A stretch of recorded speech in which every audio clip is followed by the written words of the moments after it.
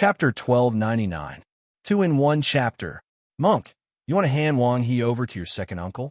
Then are you going to tell your second uncle about the purpose of our trip? Li Yu asked cautiously.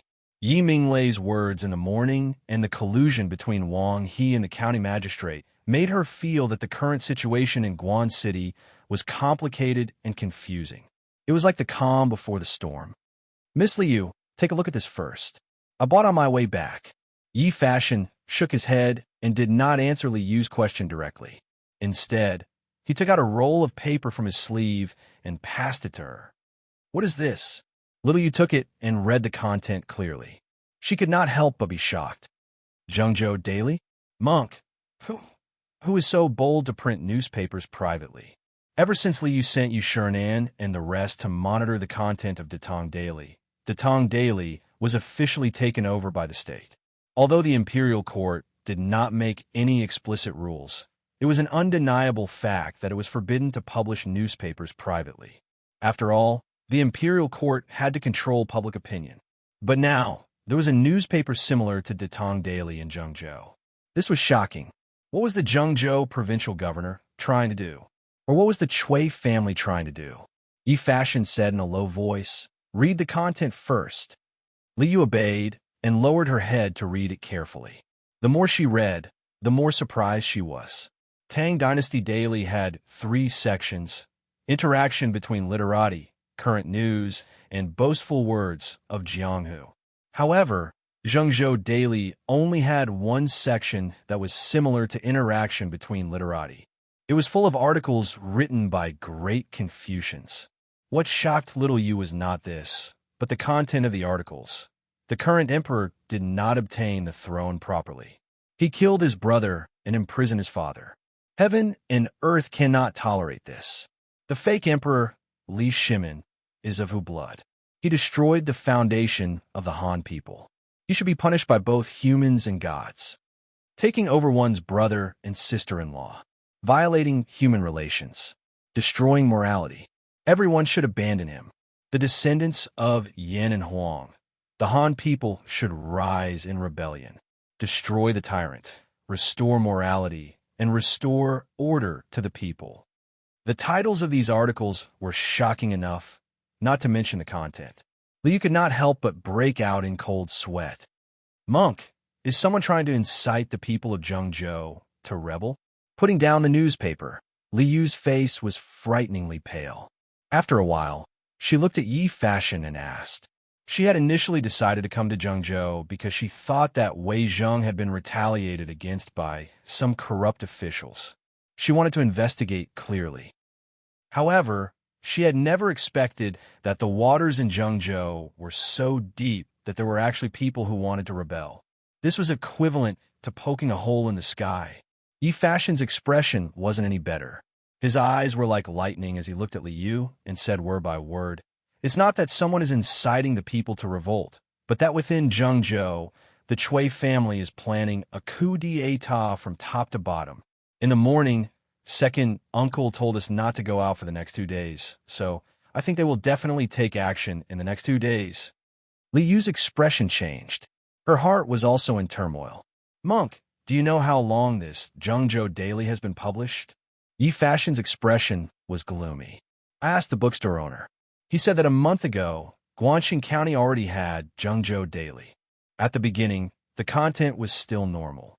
However, later on, there were many articles criticizing His Majesty and attacking the court. All of them were written by famous scholars in Zhengzhou. These scholars often have students all over the country and have a great influence. In addition, this month, there were many scholars giving lectures in Guangxing County. The content of their lectures were all criticizing His Majesty. As the saying goes, 3 people make a tiger. These scholars have always had a high reputation among the people. Now, there are many people in Zhengzhou who are hostile towards the court and His Majesty. As long as there is someone who wants to incite them, this group of people will become the vanguard of the aristocratic family's rebellion against the court. Little Yu Er's face was aghast. She staggered back 2 steps and said, "If that's really the case, then what should we do? Also, where is Wei Zwiching now? Could he have been harmed by them? I don't know. However, I plan to make a trip to the provincial governor's office tonight. Time waits for no one. We have to find Wei Wuqing's whereabouts as soon as possible. But before that, I have to talk to my second uncle. Fashion, are you going to tell Uncle Yi the purpose of our trip? Yi Fashion sighed helplessly and said, let's go first and see what happens next. Little Yu also frowned and sighed. She said, I didn't expect old grandfather Chui to become so smart. Last time in Chang, and Sir made use of the fierce public opinion to chase old grandfather Chui back to his ancestral land in Zhengzhou. Today, old grandfather Chui is giving him a taste of his own medicine. He is using public opinion to incite the people to rebel against the court. Although using Zhengzhou to rebel against the entire Tang Empire is tantamount to throwing an egg at a rock, and they don't have much chance of winning. These people who are controlled by public opinion will have to pay with their lives for the Chui family's ambition. When the time comes, who knows how many people will die? In the evening, Yi Minglei returned from the county yamen. The moment he entered, he was invited to the backyard by Yi Fashion. Yi Fashion told Yi Minglei about how Wang He secretly went to the county yamen in the morning to inform him. When Yi Minglei heard the news, his eyes darkened. After a moment of silence, he said, Men, old master. At this moment, two powerful servants came in. The two of them bowed and said, Yi Minglei's eyes were cold as he ordered, Drag Wang He away. Drown him in the pond. Old master, please spare me. Old master, please spare me. I know my mistake. I won't dare to do it again. Wang He was tied up like a dumpling. When he heard that Yi Minglei wanted to drown him, he immediately struggled violently and begged for mercy. Take him away. Yi Minglei was unmoved and said coldly. Only then did the two servants react. They quickly dragged Wang He away. Old master, I know my mistake. Spare me. Spare me. Ha ha ha. Yi Minglei, if you kill me, you won't live for long. The county magistrate and the registrar will avenge me. Avenge? Outside the house, Wang He's pleas and vicious cries were getting further and further away. At this moment, Yi Minglei turned around and looked at Yi Fashion with a burning gaze. He asked, Fashion, you didn't come here just to visit second uncle, right? Although it was a good thing for Yi Minglei that Wang He was caught for leaking information, the person who caught Wang He was Yi Fashion. Under normal circumstances, Yi Fashion would not follow a servant. Hence, there was definitely something fishy going on. Yi Minglei had been in the bureaucracy for a long time. How would he not have thought of this? Under his intense gaze, Yi Fashion nodded slowly and said, Second uncle's guess is correct. This Fashion did not come here just to visit you. But before I tell you the truth, I would like to ask second uncle, which is the most important in your heart, the Chui family or the emperor? After saying that, Yi Fashion's eyes stared unblinkingly at Yi Minglei's face. Yi Minglei frowned deeply, and his expression changed.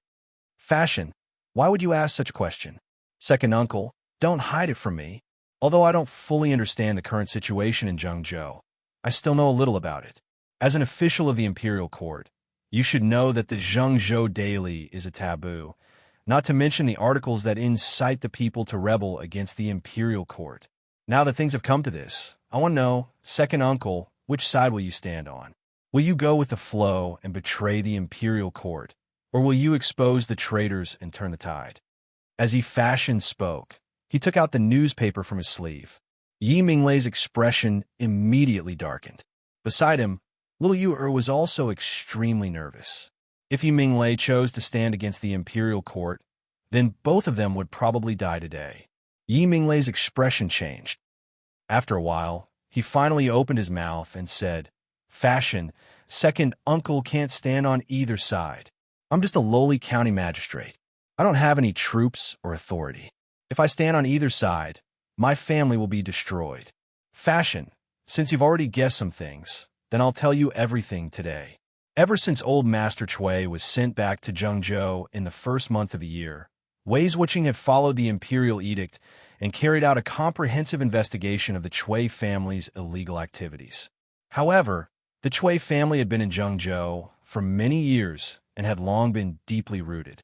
Wei Wuqing's stubbornness was met with a lot of opposition from the lower-level officials. Although they didn't dare to openly challenge Wei Wuqing, they could still secretly oppose him. However, Wei Wuqing's character was unyielding. How could he tolerate his subordinates' opposition to him? Using the power granted by the emperor, he dismissed the county magistrates of 5 counties in Zhengzhou.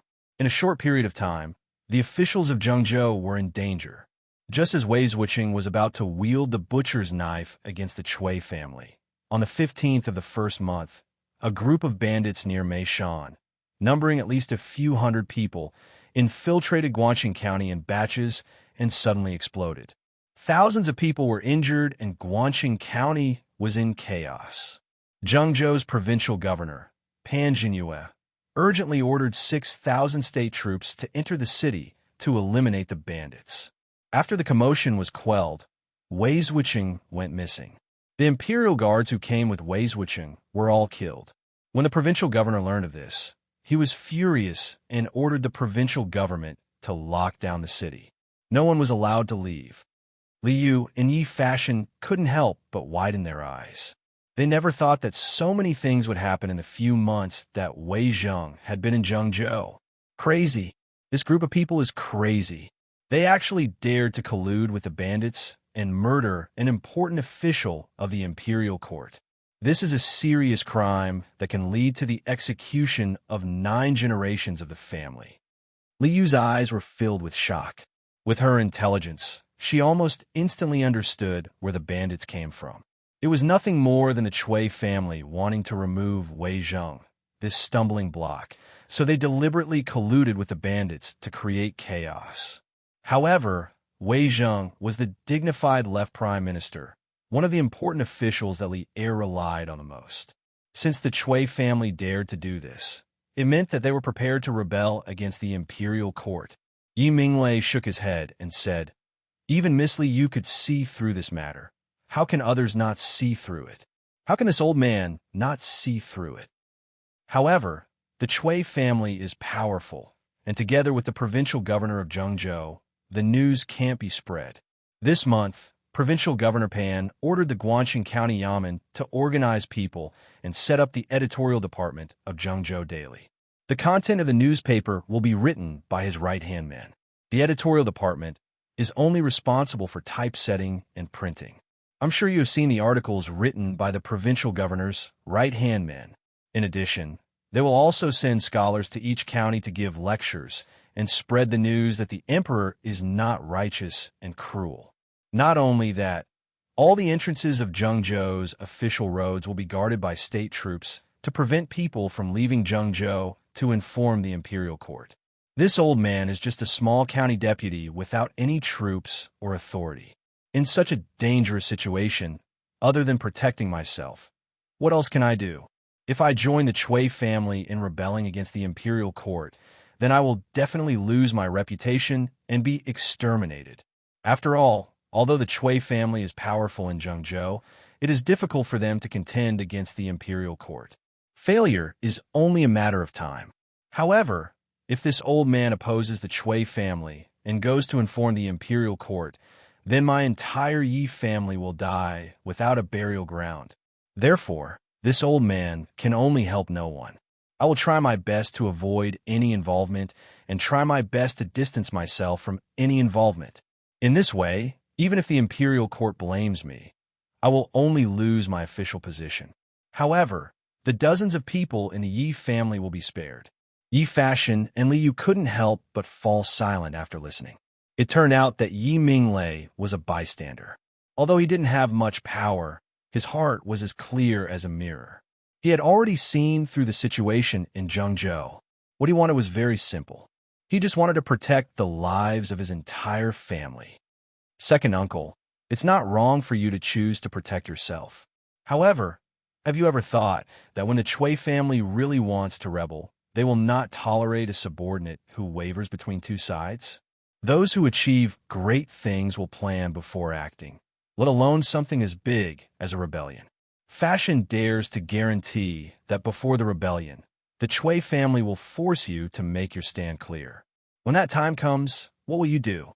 In the room, the 3 of them were silent for a moment. Then, Yi Fashion looked at Yi Minglei and said in a low voice. Yi Minglei's face instantly turned ugly. Obviously, he hadn't thought of this point. Perhaps Although he had thought of it, he was still holding on to the hope that he could numb himself. To put it bluntly, he was running away. Fashion, you've grown up. However, in this situation, what can this old man do? Since I'm going to die either way, I might as well drag this out a little longer. Perhaps there's still a chance of survival. If I agree with the Chui family now, or turn against them, then there will be no turning back in the future, Yi Minglei said with a pained expression. He was now in a dilemma. If he stood on the Chui family side now, then when the imperial court came to settle the score, he definitely wouldn't be able to escape. If he turned against the Chui family, then he wouldn't be able to escape now. Therefore, all he could do now was drag this out. Uncle Yi, instead of waiting for death, why don't we fight with all our might? Perhaps there's still a chance of survival? At this moment, Liu stood up and said. Yi Fashion opened his mouth, wanting to stop her. However, Liu returned a reassuring look and then looked at Yi Minglei with a serious expression. Only then did Yi Minglei look at Liu. After a moment, he narrowed his eyes and said, Miss Little Yuer, your identity shouldn't be simple, right? Chapter 1300. A few days ago, when Yi Fashion brought Liu to seek refuge with Yi Minglei, he only told him that this lady was called Little Yu and was a good friend of his. At that time, Yi Minglei thought that this lady was Yi Fashion's sweetheart, so he did not ask much. But these few days when they lived in the manor, the two of them did not show any signs of intimacy. They really seemed like good friends, which made Yi Minglei very suspicious.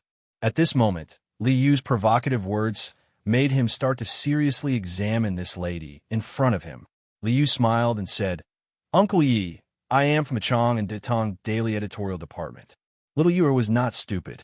From the previous few conversations, she could tell that Yi Minglei was a hesitant faction and could not be considered as the Chui family's lackey. Since that was the case, she had a chance to win Yi Minglei over to their side. After all, Zhengzhou's current dangerous situation could not be solved by just her and Yi Fashion, these two outsiders.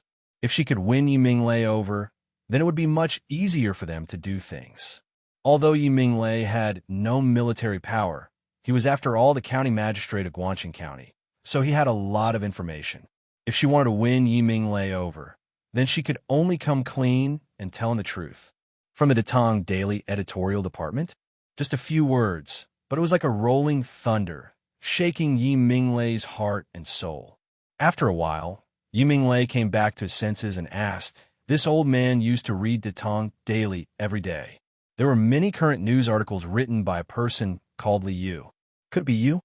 Mentioning this, Little Yu was abnormally happy and said, Yes, yes, yes. It's me. It's me. Yi Minglei's gaze focused and asked, Then Lady Li Yu, why are you here?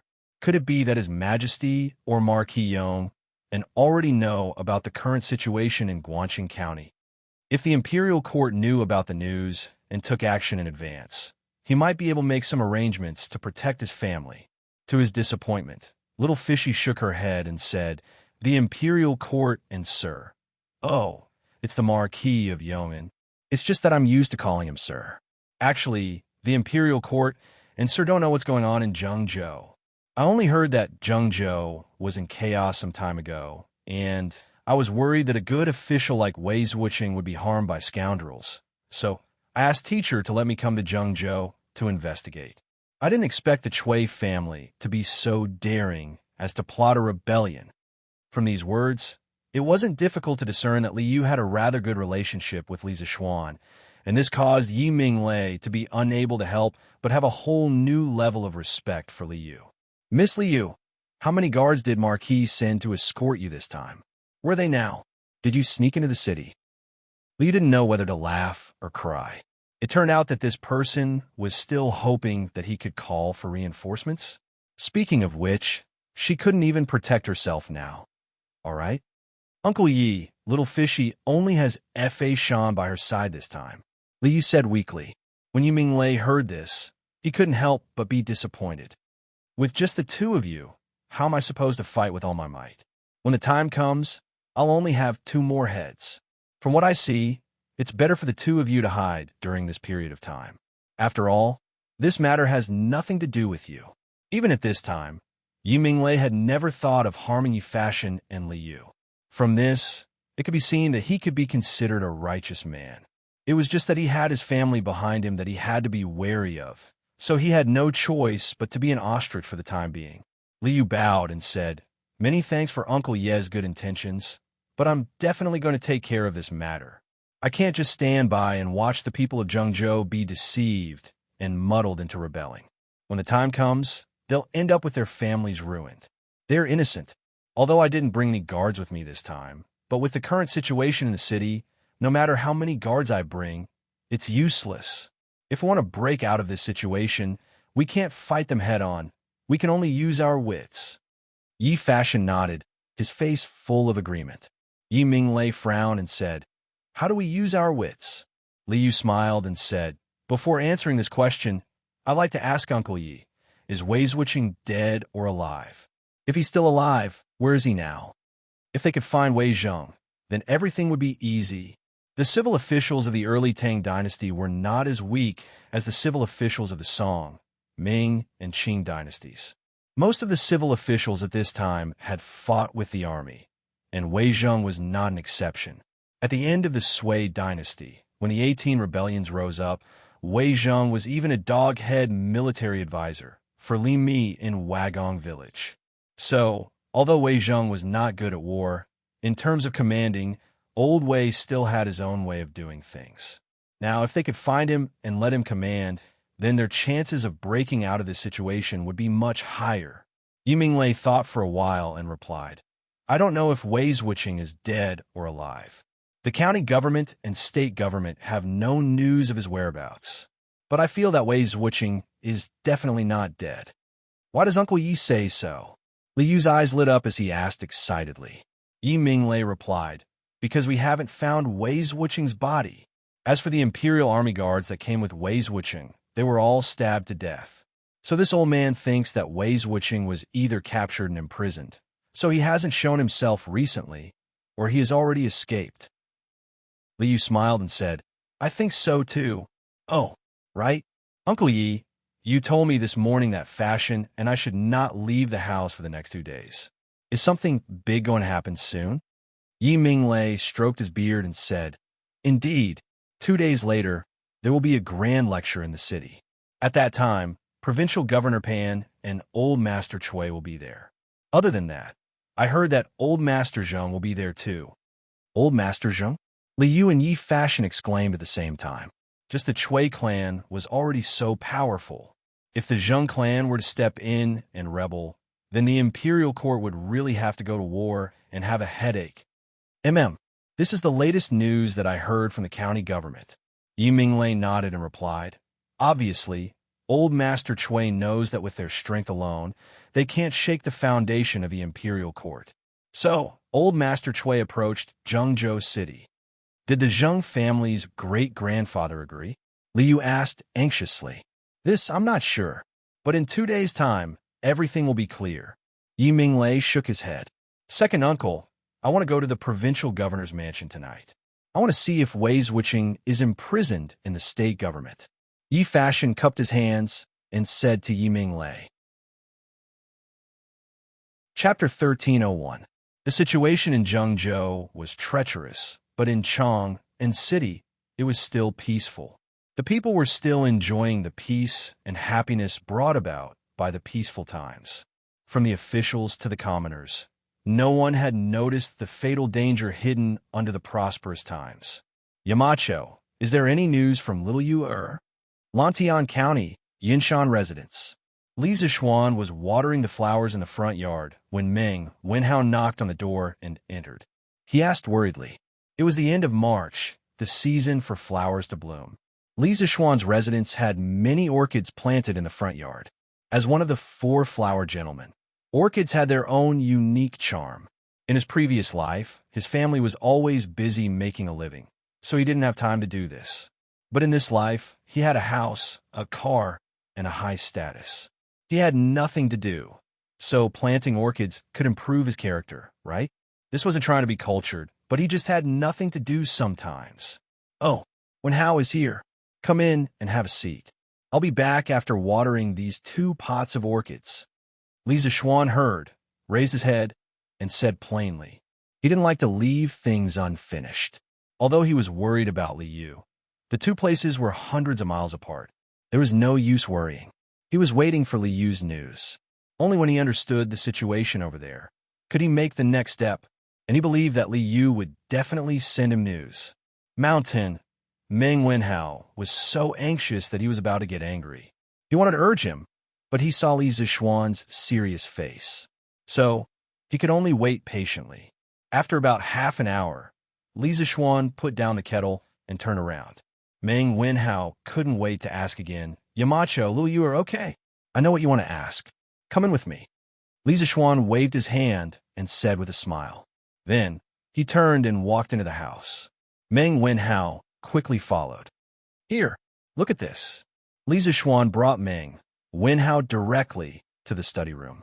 He pointed at the iron box on the desk and said to Meng Wenhao, Speaking of which, Li Zishuan's study was not ordinary. Any one of the secrets in it could allow a person to live a lifetime without worrying about food and drink. Now that he had brought Meng Wenhao in, it showed that Li Zishuan valued this disciple very much. Telegraph? What is Yamacho trying to tell me? Meng Wenhao took a closer look and couldn't help but ask doubtfully.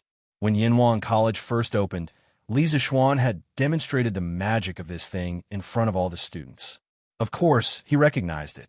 Li Zishuan clasped his hands behind his back and said, Do you still remember? Previously, when little Fishy went to Zhengzhou, I gave her a telegraph. If there is an emergency, she will send a message to me through the telegraph. Meng Wenhao came to a realization and said, Oh, so that was how it was. May I ask, Yamacho, has little Yu sent any news back recently?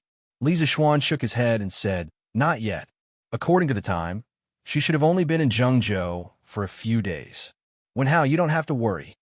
Meng Wenhao nodded, but he was still a little worried and said, Then Yamacho, do you think she will encounter any mishaps on the way? Did the telegraph also fall into the hands of thieves? Li Zishuan couldn't help but laugh. Once a person was anxious, it was easy for their imagination to run wild. Although Meng Wenhao was intelligent, he couldn't get around this hurdle. Wenhao, as the saying goes, you will be confused if you care too much. Don't think too much. My cousin Yi Fashion went to Hunan province with little Yuer this time.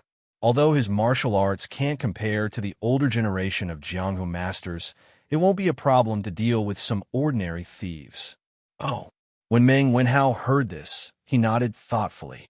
Although he wasn't so worried anymore, there was still a trace of jealousy in his heart. After all, when little Yuer's fortune was unpredictable, the one who was helping her was not him, but Yi Fashion. Ha! Wenhao, as the saying goes, there is a specialization in every field. Your specialization is in your studies. Don't think about those useless things. When you learn engineering thoroughly, you will realize that the most powerful force in the world is not those peerless masters, but engineering. Do you understand? Li Zishuan had lived 2 lives, and his eyes were sharp. How could he not see through Meng Wenhao's little scheme? Seeing this, he said meaningfully. Meng Wenhao felt ashamed for being seen through by the person he respected the most. He blushed and bowed, saying, Thank you, Yamacho, for reminding me. I really shouldn't have those dirty thoughts. When I go back, I will reflect on it. All right, I don't mean to blame you. Li Zishuan waved his hand. He could see that this child was just a little jealous and didn't have any malicious thoughts. His temperament was still good. Then again, anyone in Meng Wenhao's situation would inevitably feel jealous even if they didn't say it. This was human nature. Wenhao, you go back first. If there is any news about little Fishy, I will send someone to inform you. Li Zishuan said with a smile. Meng Wenhao cupped his hands and said with a pleading face, Yamacho, I wonder if you can let Wenhao take care of the telegraph for a few days. I feel that the current situation in Zhengzhou is not simple. Little Fishy is like a wolf in a tiger's den. I am really worried. Yamacho, you are busy every day and can't keep an eye on the telegraph all the time. However, Wenhao is free these 2 days and is willing to take care of it. I hope Yamacho will allow it. Li Zixuan hesitated for a moment, but finally nodded and said, "All right, I can promise you. However, this telegraph is the highest secret of the Tang Empire and cannot be casually leaked. I will lend it to you, but you must use it on Yinshan and cannot take it out of Yinshan. Therefore, you will stay in the Academy's dormitory for the next 2 days." It was not that he did not trust Meng Wenhao, but the telegraph was a technology that was ahead of its time. If it was stolen and controlled by someone else, it would be a considerable loss to the Tang Empire. After all, it was not an exaggeration to say that this thing could be used in the military. Meng Wenhao nodded without hesitation and said, "Yamacho, no problem. I will stay in the academy for the next 2 days." That's good. You can take the telegraph machine away. All right, this is a code book. If Little Fishy really sends back a message in the next 2 days, translate the code and send it to me as soon as possible. Do you understand? Li Zixuan took out a small booklet and instructed. The booklet recorded the communication codes of the 2 telegraph machines that he and Little Fishy owned. Meng Wenhao solemnly accepted it and cupped his hands. "I understand. Then you can go." Li Zixuan waved his hand and said. Meng Wenhao gratefully bowed deeply to Li Zixuan, then carried the iron box of the telegraph machine, the fruit battery, and the code book out of the door. Chapter 1302. Zhengzhou, Guangxin County. As the sky darkened, the people on the streets hurriedly returned to their homes. If they returned late, they would be arrested and sent to jail. During the early Tang Dynasty, it wasn't just Chang, and that had a curfew system. The entire Tang Dynasty had a curfew system in place. After all, the world had just stabilized, and the rulers needed a stable social order. Nighttime was the time when all sorts of criminal activities were high. At the same time, it was also the time when the rulers were most worried. Throughout China's ancient history, many coups and revolts were launched at night. Therefore, nighttime became the time when the rulers were most vigilant. The best way was to let the people return to their homes to eat and sleep as soon as the sky darkened. After another half an hour, the sky was completely dark. All the doors of the houses were closed, and teams of soldiers began to patrol the streets. Tonight, there was no moon and there was a light breeze. The sky was as dark as ink. No one noticed that in a mansion on the west side of Guangxin County, a black shadow darted out. The black shadow's qigong was quite good. Along the way, he darted across the roofs of the houses without making a single sound. Under the protection of the night, not a single patrolling soldier noticed his presence. After a while, the black shadow arrived near a mansion in the center of Guangxin County. Under the light of the lanterns in front of the mansion, the 3 words "Provincial Governor's Mansion" could be vaguely seen in the middle of the mansion door. Let's go to the Provincial Governor's Mansion first to see if Minister Wei is imprisoned by Pan Jinyue. Then, we'll go to the state prison. The black shadow was Yi Fashion. In the evening, he told Yi Minglei that he would make a trip to the Provincial Governor's Mansion. Yi Minglei naturally didn't agree. After all, Yi Fashion was the eldest grandson of the Nanyang Yi clan. If anything happened to him, Yi Guizhong and Yi Huiming wouldn't let him off. However, Yi Fashion said, "If we can't find Minister Wei, the person who broke the stalemate, everyone will die." Yi Minglei couldn't stop him anymore. Now that they were in a dangerous situation where they had to fight with all their might to have a chance of survival, family and seniority weren't important. Only by surviving could they have the right to talk about these things. At this moment, Yi Fashion was on the roof of a house opposite the Provincial Governor's Mansion. He carefully observed the layout of the Provincial Governor's Mansion. Then he took 2 deep breaths and circulated his qi through the soles of his feet. He then headed towards the side courtyard of the Provincial Governor's Mansion. Because there were many guards in the main courtyard, it was easy to be discovered. Phew, I didn't expect there to be so many guards in the Provincial Governor's Mansion. Pan Jinyue has done too many bad things. Yi Fashion dodged and dodged along the way, bypassing over a dozen patrolling soldiers before hiding at the corner of the roof of an attic. He took the opportunity to catch his breath as he thought angrily in his heart. Smack! At this moment, about 50 feet away from Yi Fashion, a tile suddenly fell to the ground, making a crisp sound. Who is it? It just so happened that a small group of soldiers was passing by. The leading soldier immediately stopped in his tracks and walked towards them. Yi Fashion's heart was in his throat. In terms of martial arts, he was completely confident that he could defeat this group of soldiers. However, he wasn't confident that he could subdue this group of soldiers without making a sound. The provincial governor's mansion was heavily guarded. As long as the sound of fighting here spread out, he would quickly be surrounded. At that time, even the gods wouldn't be able to save him. Yi Fashion couldn't help but grip the hilt of the sword his waist tightly. Even if he could be surrounded, he wouldn't sit still and wait for death. Although he was a Taoist priest, he wasn't one of those stubborn Taoist priests. He had told Li Yu before that killing to stop killing was also a meritorious deed. Meow. Just as the group of soldiers were about 30 feet away from the row of houses, a cat's meow suddenly came from the spot opposite Yi Fashion. Following that, a small black shadow jumped down from the roof and scurried off into the distance. So it's a stray cat. Seeing this, the leading soldier stopped in his tracks and heaved a sigh of relief. The Tang Dynasty also had cats. The earliest records and literature of cats in the world were from the Western Zhou Dynasty in China's Book of Songs. The contents of the book wrote, "There are bears and cats, and there are cats and tigers." However, the book listed cats, bears, and tigers together. It didn't seem to be referring to domestic cats. It wasn't until the beginning of the Western Han Dynasty that the Book of Rights, Jiaotei Animal, truly pointed out clearly the ancient gentleman would return the favor for what he used. He welcomed the cat as a field mouse. It was already confirmed that cats were domestic animals and domesticated. Go. Continue patrolling. Tonight, the provincial governor is hosting a banquet. If anything goes wrong, we'll all lose our heads. Keep your spirits up. Do you understand? The leading soldier looked around cautiously again, then turned around and ordered the soldiers behind him. Yes. The soldiers responded one after another. After a while, they continued patrolling in other directions. Huff, almost dying under the foot of a stray cat. Yi Fashion's mood was extremely gloomy. However, it wasn't like he didn't gain anything. Hosting a banquet for guests? Don't tell me. Yi Fashion muttered in his heart. Then, he looked at the brightly lit main hall of the provincial governor's office in the distance. His mind couldn't help but become active. Let's go take a look. Maybe there'll be clues about Wei Wuching.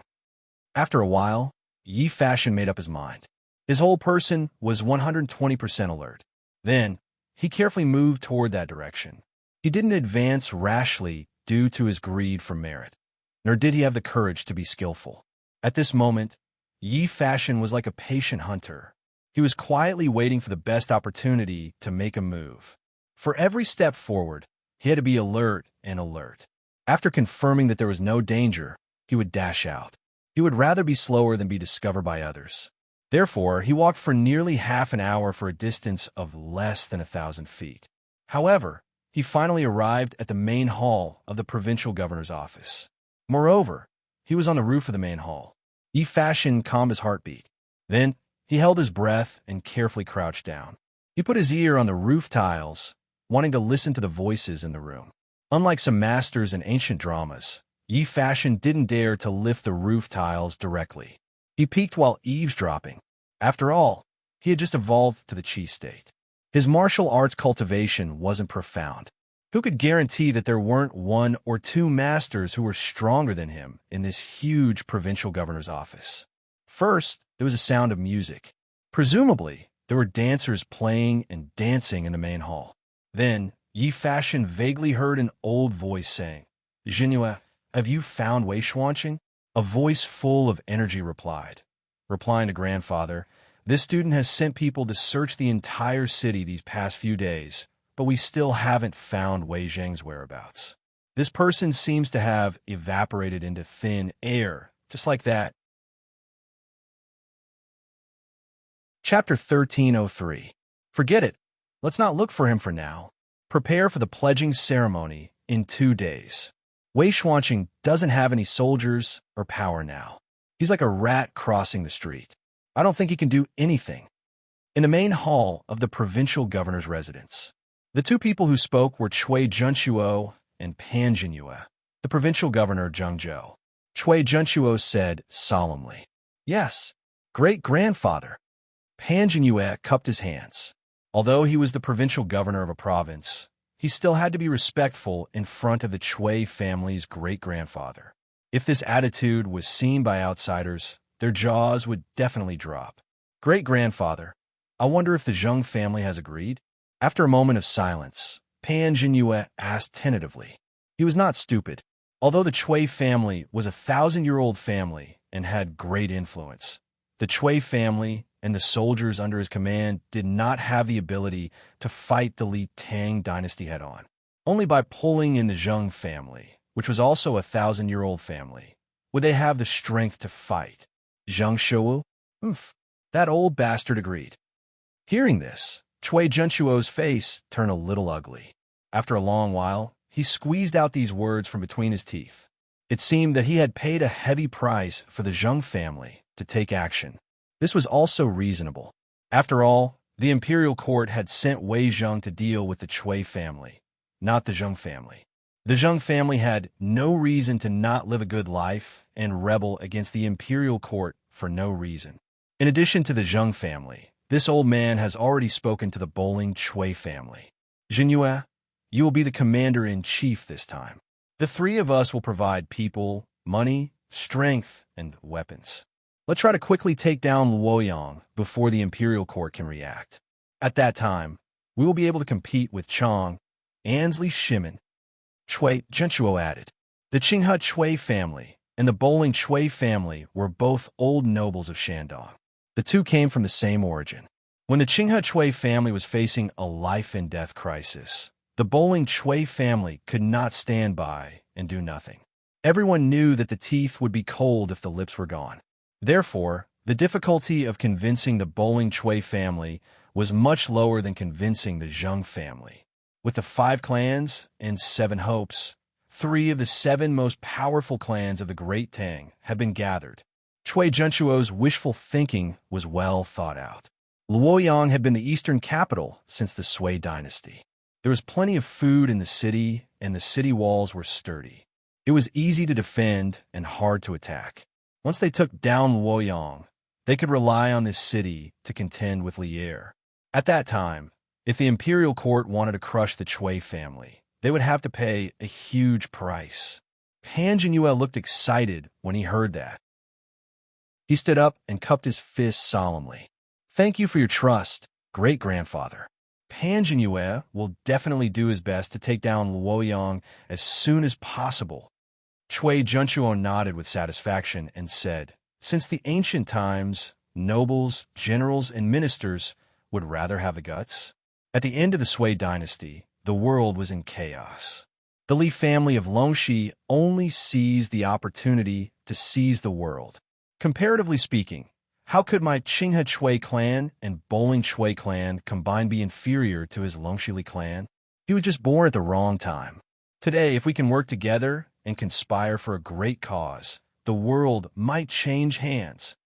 Cui, Lu, Li, Zheng, and Wang. In terms of strength, the Cui family was indeed the world's #1 family. However, now that the Li family of Longxi was in power, they would naturally be suppressed by the imperial power. Jinyue is willing to work with great-grandfather for a great cause. I will do my best until my death. Cui Junchuo's picture was not small. To Pan Jinyue, being the Zhengzhou provincial governor was not as comfortable as being the founding minister of a country. Humans were all ambitious. Good. Cui Junchuo praised with a smile. Then, he stood up with the help of the guard beside him and said, "It's getting late. I will go back first. Jinyue, prepare well.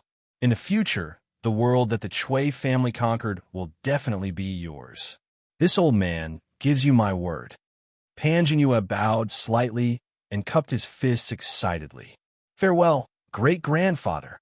The sky is dark, and there is no moon tonight. Jinyue will send someone to escort you back." Cui Junchuo pointed to the 2 black-clothed guards behind him and said, "No need, no need. The two of them are enough." After that, he walked towards the door step by step. One of the guard behind him suddenly stopped in his tracks and looked thoughtfully at the top of the hall. At that moment, Yi Fashion felt that he was being stared at by a fierce tiger. He could not help but tense up. He did not dare to move and even stop breathing. Guru. There was a guru in this hall. At this moment, Yi Fashion wanted to turn himself into a wisp of air. No one could see or feel him. Fortunately, the night in March was not hot, but a little cold. Otherwise, with Yi Fashion's current nervous state, he would definitely be dripping with sweat. Although the sound of sweat dripping on the tiles was small, it could not escape the guru's ears. "Chili, why are you still here?" Chui Junchuo's dissatisfied voice came from the door. "Great-grandfather, please wait a moment. Chili will be here soon." A light voice came from the hall. Then, the sound of footsteps gradually faded away. On the roof, Yi Fashion still did not dare to make the slightest movement. He was afraid that the other party had not left, or that the other party had left and would come back to kill him. After half an hour, when there was no sound in the hall, Yi Fashion finally dared to breathe heavily. His legs and feet were already numb at this moment. "Chi-Li? It's Chi-Li of the 4 ghosts of Tai Bai. The Supreme Court has put the other 3 on the wanted list. I did not expect that they would return to Chui Junchuo's side in the end." Yi Fashion was extremely shocked. At that time, Li Zixuan used Wanjin Gang to set up an ambush in the Right Marquis Mansion. He lured the Chui family to send people to the Right Marquis Mansion's prison to silence them. As a result, the second of the 4 ghosts of Tai Bai, Mei Lian, was killed. The eldest, Chi-Li, escaped safely. Although Yi Fashion did not personally experience it that night, later on, the Imperial Court issued a notice and wanted the 3 people. He still knew some inside information. However, compared to the current situation in Zhengzhou, these were not important. Yi Fashion shook his head and tossed aside these random thoughts. He sat cross-legged on the roof and regulated his breathing for a quarter of an hour. Then, he used his qin gong, carefully evading the guards in the provincial governor's manner while dashing towards the back door. Hee, it seems that my intuition was right. There really is a gentleman on the roof eavesdropping. But you are really patient, little guy. You made me wait here for almost an hour. In the darkness of the night, the wind rose. On the back door of the provincial governor's office, a person landed lightly and blocked Yi Fashion's path. His cold voice was like a demon from hell, causing Yi Fashion's hair to stand on end. It was Chi-Li. He never expected that Chi-Li would still not leave after such a long time. "Run!" Without any hesitation or words, Yi Fashion turned around and ran. "Hee, run? I like to see where you can run to." Chi-Li sneered and then chased after him unhurriedly. Chapter 1304. It's over. It's over. Why hasn't the monk returned after such a long time? Could he have been discovered by the provincial governor's residence? In the backyard of the Yi residence, Liu paced back and forth anxiously. Seeing that it was already 9 in the evening and Yi Fashion still hadn't returned, she couldn't help but feel a chill in her heart. Wait a little longer. Wait a little longer. The monk will be fine. Yi Minglei was also not asleep.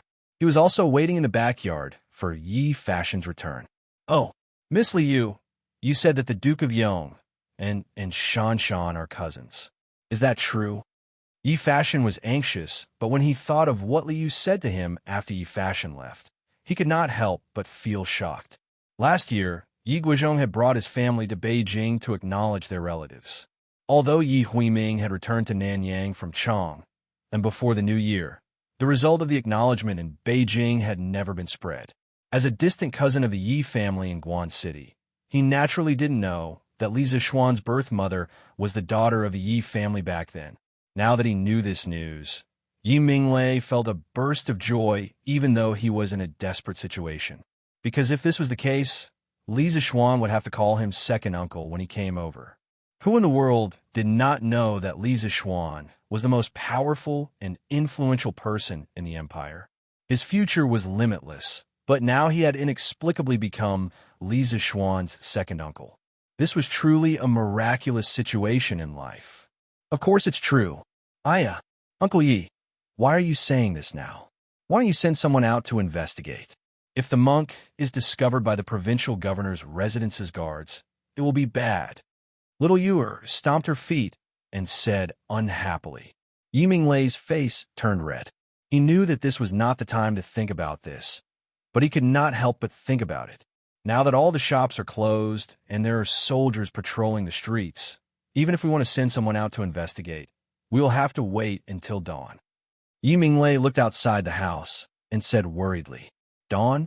By the time dawn comes, it will be too late. If the monk is really caught by the guards, Provincial Governor Pan will not let him go. Sigh, if we knew this would happen, we wouldn't have let him go out. Let's think about it. I'm sure we can think of another way. Fishy sighed faintly.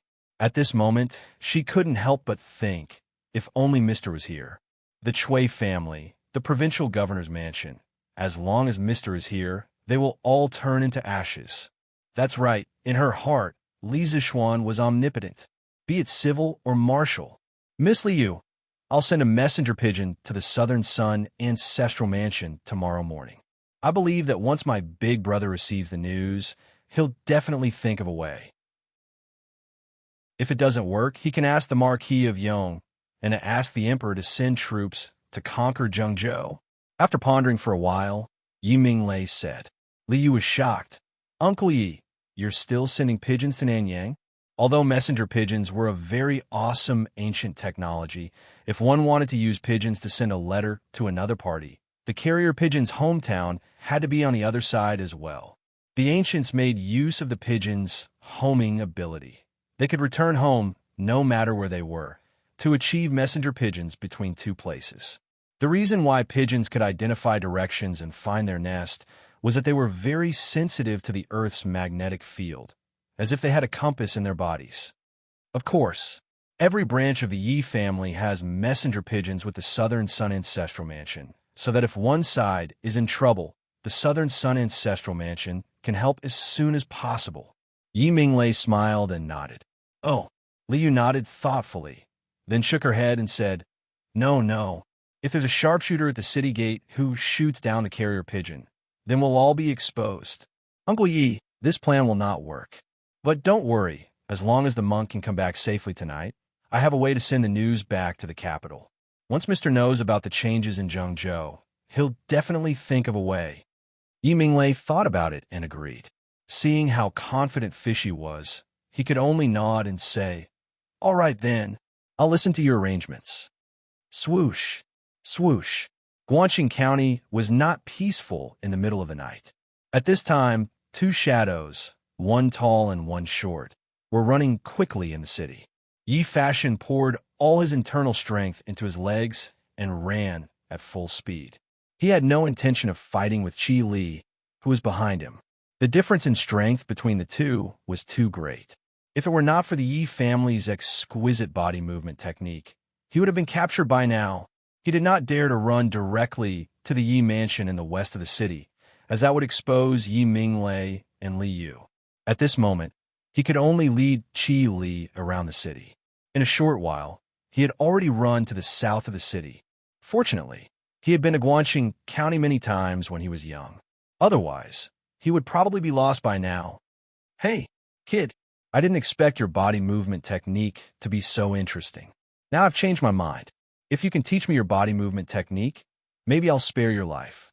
Qi Li, who had been following Yi Fashion at a leisurely pace about 5 feet behind him, now laughed sinisterly.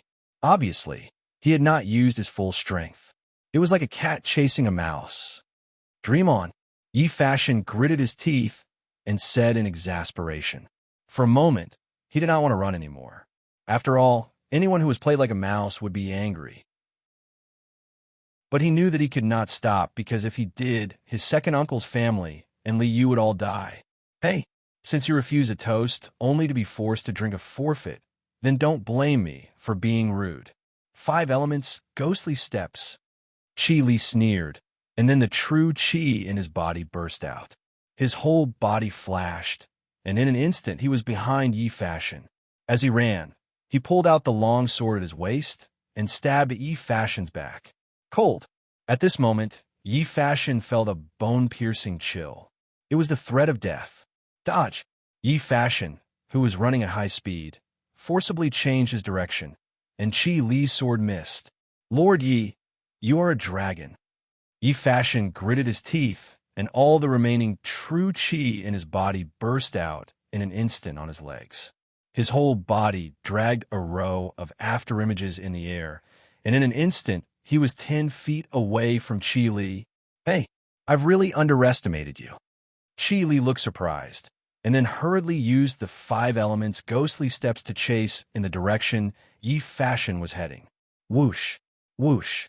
At this moment, 2 ear-piercing sounds came from the air.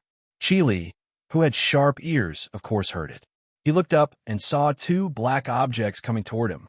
Hidden weapons. Someone was sneaking up on him. This was Qi Li's first reaction.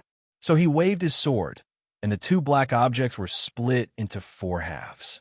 Just as he was about to look at the person who had sneaked up on him, he suddenly felt a burning pain in his eyes, and he could not help but sneeze violently.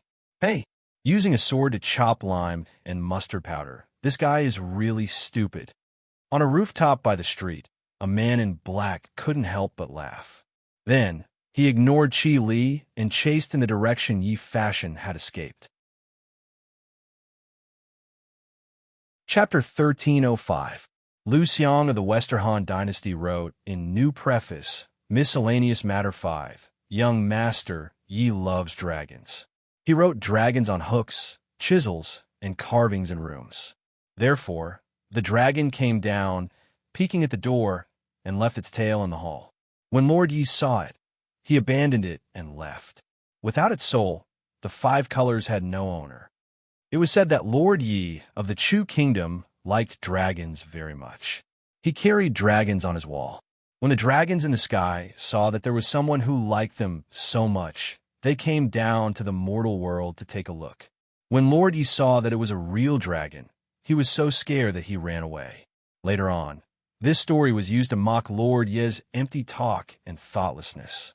But in reality, Lord Yi was not as bad as the rumors said.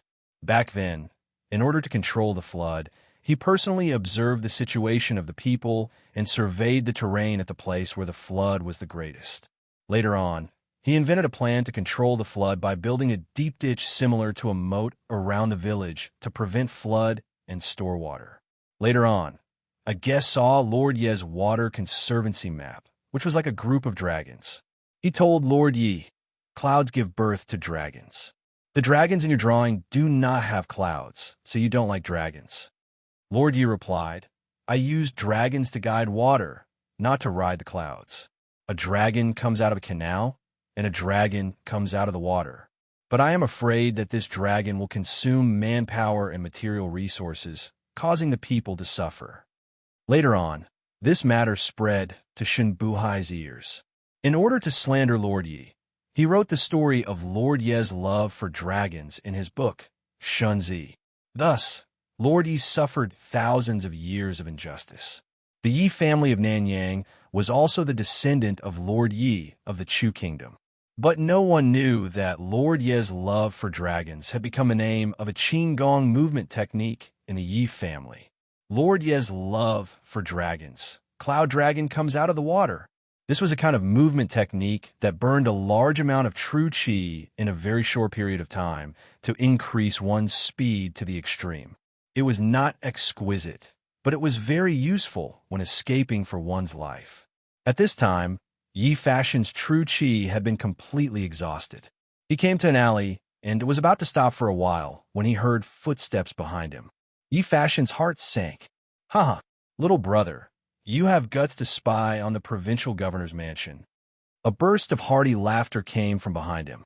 Yi Fashion's heart skipped a beat because this voice did not belong to Qi Li. "Who are you?" Yi Fashion straightened his body and turned around to look at the black-clothed man on the street. "This is not the place to talk. Just now, I used lime and mustard powder to ambush the person who was chasing you. I can buy you some time, but I can't buy you the whole night." "Little brother, If you trust me, then follow me. I'll bring you to a secret place to lie low for a while." The man in black said indifferently, then turned around and left. Yi Fashion's mind raced. A moment later, he made a decision in his heart. "Big brother, wait for me." Yi Fashion understood that with Qi Li's strength, even if his lightness skill was superb, he would only be able to take the lead for a while. It was certainly impossible for him to completely shake him off. Now that so much time had passed and Qi Li had not caught up, it proved that the black-robed man's words were not false. What's more, I've already exhausted all my true Qi. It'll be a problem for me to avoid the patrolling soldiers. I might as well follow this man in black and see where he'll take me. "Hey, little brother, you have guts. You and I don't know each other. Aren't you afraid that I'll arrest you and send you to the officials?" After Yi Fashion caught up with the black-robed man chuckled as he walked forward. "I have no inner force now. If you wanted to do something to me, you would have done it just now. Why wait until now?" Yi Fashion lowered his head and said indifferently. The black-robed man couldn't help but laugh. "Huh, little brother, you're straightforward. If there's a chance in the future, I'll definitely find you for a few drinks." Yi Fashion shook his head and did not deny it. The main thing was that he didn't know the true identity of this person. As the saying goes, the more one talks, the more mistakes one will make. If he said something that he shouldn't say, that would be bad. The two of them turned left and right. On the way, they encountered a few waves of patrolling soldiers. However, the black-robed man's keen senses allowed them to avoid them. "Okay, we're here." At this time, the black-robed man suddenly stopped and said, "Isn't this the city god temple in the south of the city?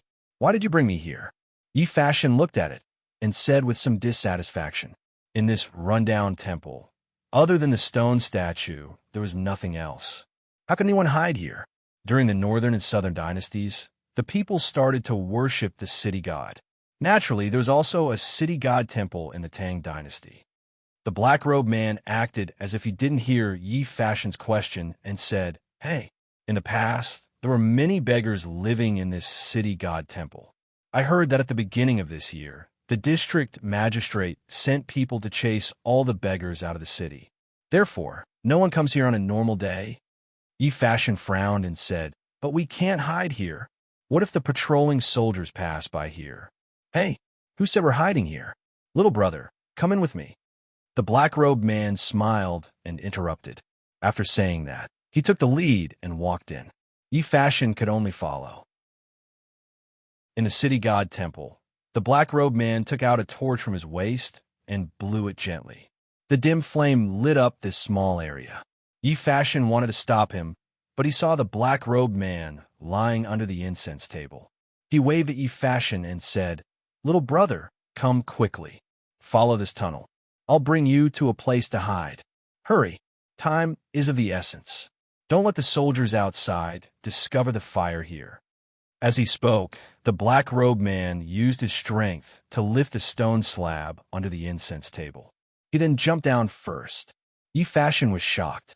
He didn't expect there to be a tunnel in the city god temple. However, he didn't have time to think about it.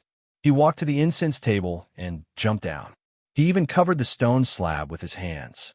"Now that all the people's houses are closed and there are people guarding them, I can only bring you through the tunnel to find a place to hide."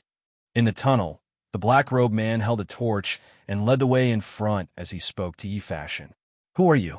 How do you know there's a tunnel under the city god temple?" At this moment, Yi Fashion couldn't help but be suspicious of the black-robed man's identity. "Hee, I'm not a bad person." The black-robed man chuckled and said, "Moreover, I didn't ask you about your identity, did I?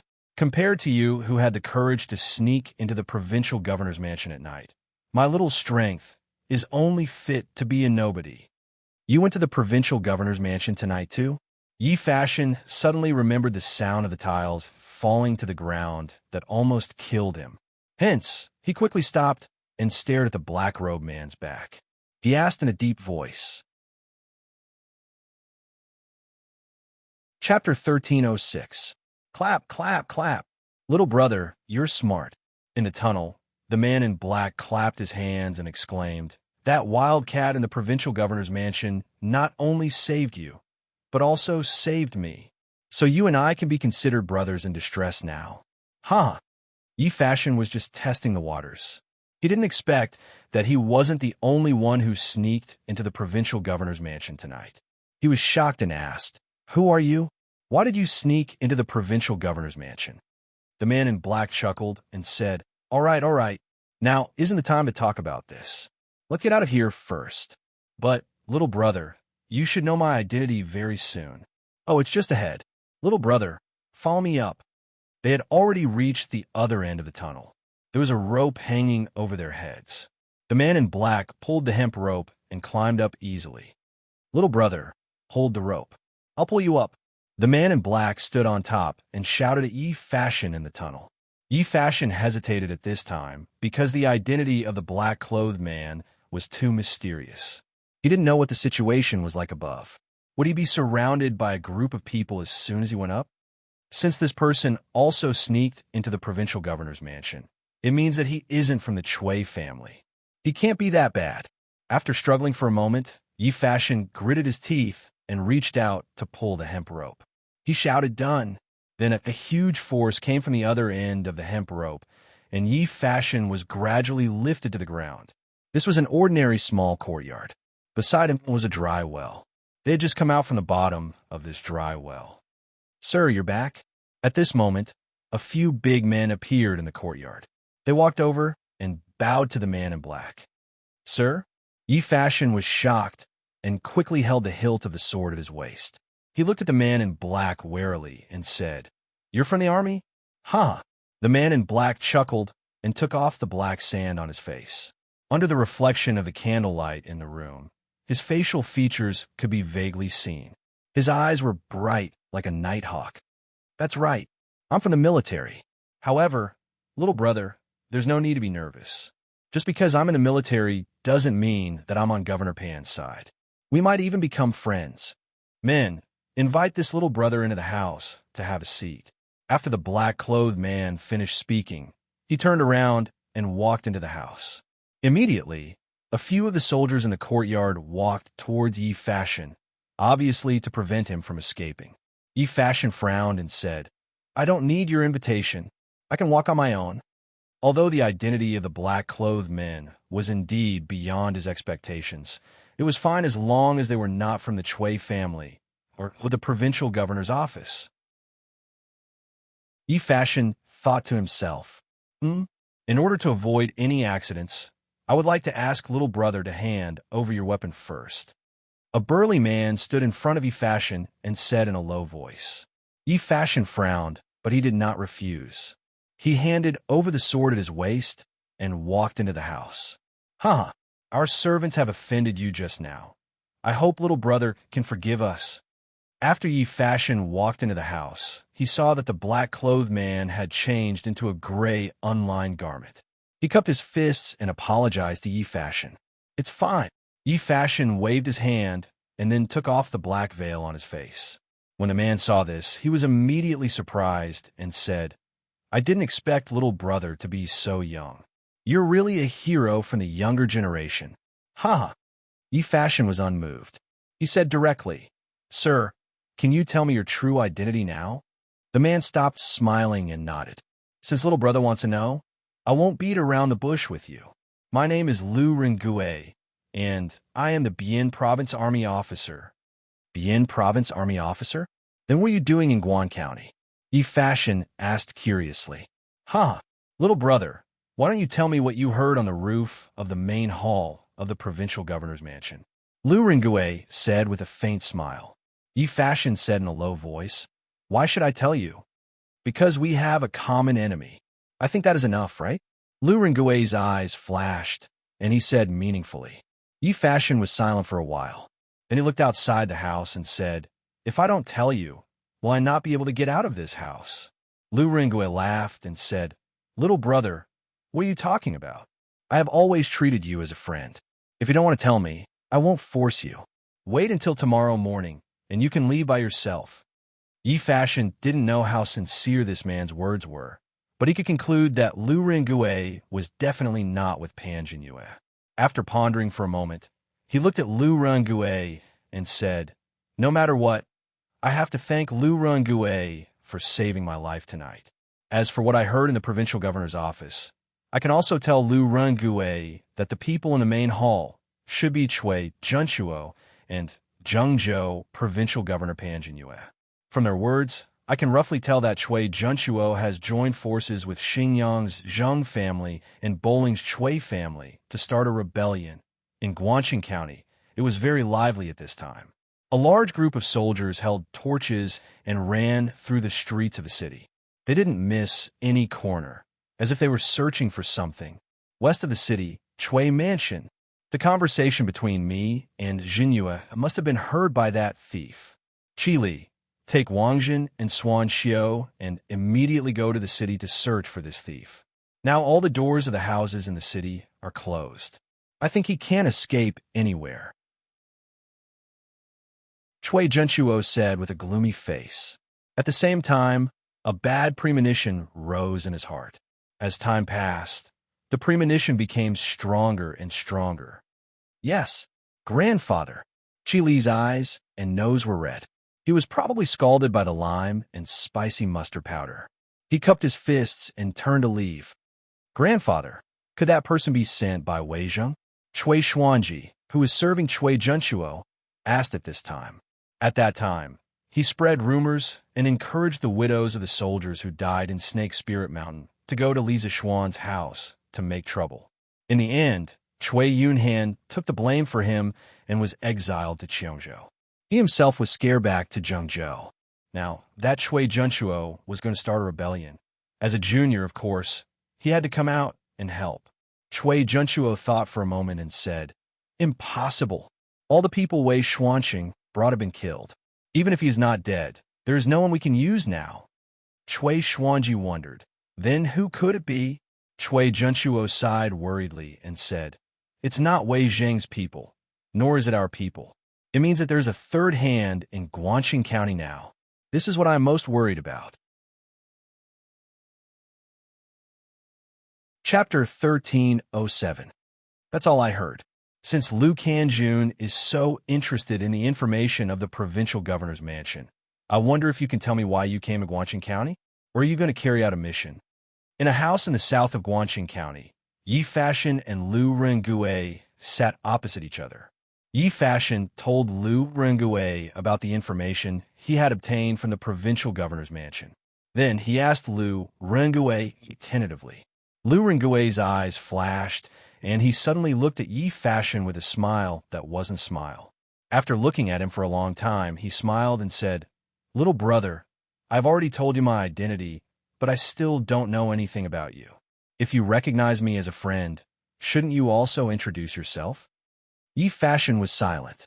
Although Lu Rengue was not a member of Panjingyue and the Chui family, he came to Guangxing County as a Bian provincial governor. His purpose and mission were also unknown, so the impact this person brought to the situation was uncontrollable. If he told Lu Rengue his true identity, and if there was an accident, then his second uncle's family and little Yu would all be exposed. But if Lu Rengue's purpose was the same as his, maybe he could help him out. This was a dilemma. Yi Fashion hesitated for a long time, gritted his teeth, and said, "Liu Kanjun, I'm Yi Fashion from Nanyang Yi clan." "Yi Fashion? Nanyang Yi clan?" Lu Rengue frowned. He had never heard of Yi Fashion, but he had heard of Nanyang Yi clan because his ancestral home was Bian province, not far from Nanyang. "Are you really Yi Fashion? Why are you in Guangxing County?" At this moment, a dull voice suddenly came from the side of the main hall. Even though Yi Fashion was always calm, he couldn't help but jump in fright at this moment. He turned his head to look and saw a thin old man in a black robe walking out from the right side of the side hall. After seeing the person's face clearly, Yi Fashion was really surprised and delighted. "Wei Zhuqing, why are you here?" Who else could it be but Wei Zheng, who had disappeared for half a month, and the provincial governor's mansion was looking for him? It was because of this that Yi Fashion was both surprised and happy. Yi Fashion had stayed in Chang'an City for almost half a year and had met Wei Zheng a few times. For example, on New Year's Eve last year, Li Er had brought his family and many civil and military officials to Yun Mountain to watch the fireworks. Yi Fashion had met Wei Zheng once. Although Yi Fashion had met Wei Zheng before, Wei Zheng had never paid any attention to him. However, he had heard about the Nanyang Yi family's visit to the capital last year. Therefore, when he heard Yi Fashion's introduction, Wei Zheng came out from the side hall. Seeing Wei Zheng come out, Lu Rengui's face didn't have the slightest bit of surprise. He stood up and respectfully cupped his fist towards Wei Zheng. "Greetings, Left Minister Wei." Obviously, he knew that Wei Zheng was eavesdropping from the side. Or rather, this interrogation was arranged in advance. Wei Zheng nodded and looked at Yi Fashion. "Oh, so you know this old man?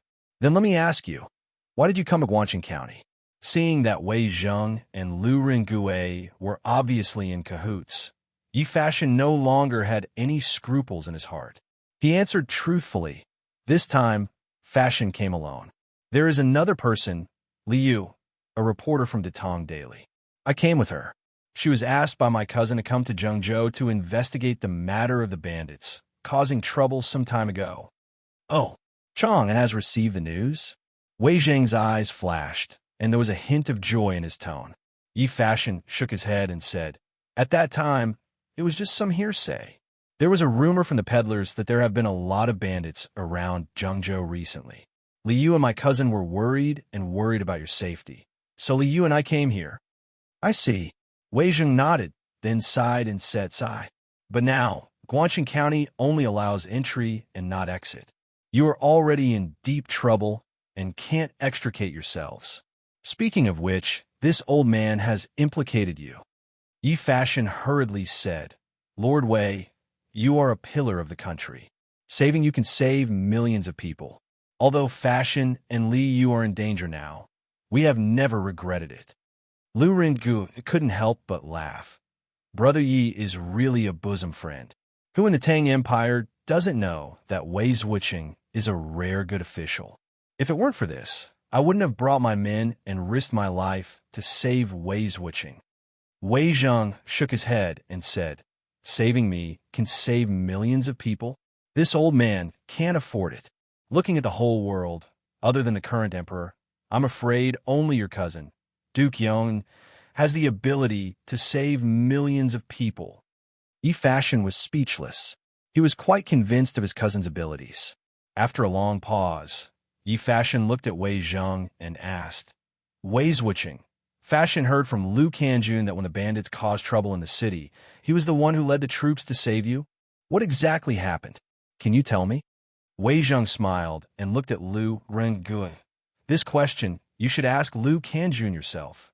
After Lu Rengui heard about Yi Fashion's background, he let his guard down. He grinned and said, "Hee, actually this is nothing. At the beginning of last month, I suddenly received a transfer order from the provincial governor of Bian province. He asked me to bring 200 elite troops and sneak into Guangxin County. There was only one purpose, and that was to secretly protect Wei Zhuqing. At that time, I was still doubtful about this transfer order. However, the provincial governor told me that this was the order of the pacification commissioner.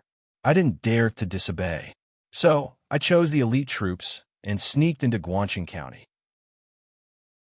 On the 15th day of the previous month, hundreds of bandits entered the city in batches and suddenly went on a rampage, injuring thousands of people and charging into the magistrate's office. Although the imperial guards brought by Wei Zhuqing were well trained, they were outnumbered and all died. While the bandits and the imperial guards were fighting, I knocked Wei Zhuqing unconscious and secretly hid in the tunnel of the Xing Wang Temple. After a few days, the storm calmed down. Then, we quietly returned to the surface and stayed in the house that we had previously bought. However, just in case, Wei Zhuqing still hides in the tunnel during the day. Yi Fashion listened and couldn't help but let out a sigh of relief. Then he asked doubtfully, "Lu Kanjun, how did you find out about the tunnel in the Xing Wang Temple?" Lu Rengui smiled and said, "This tunnel wasn't originally there.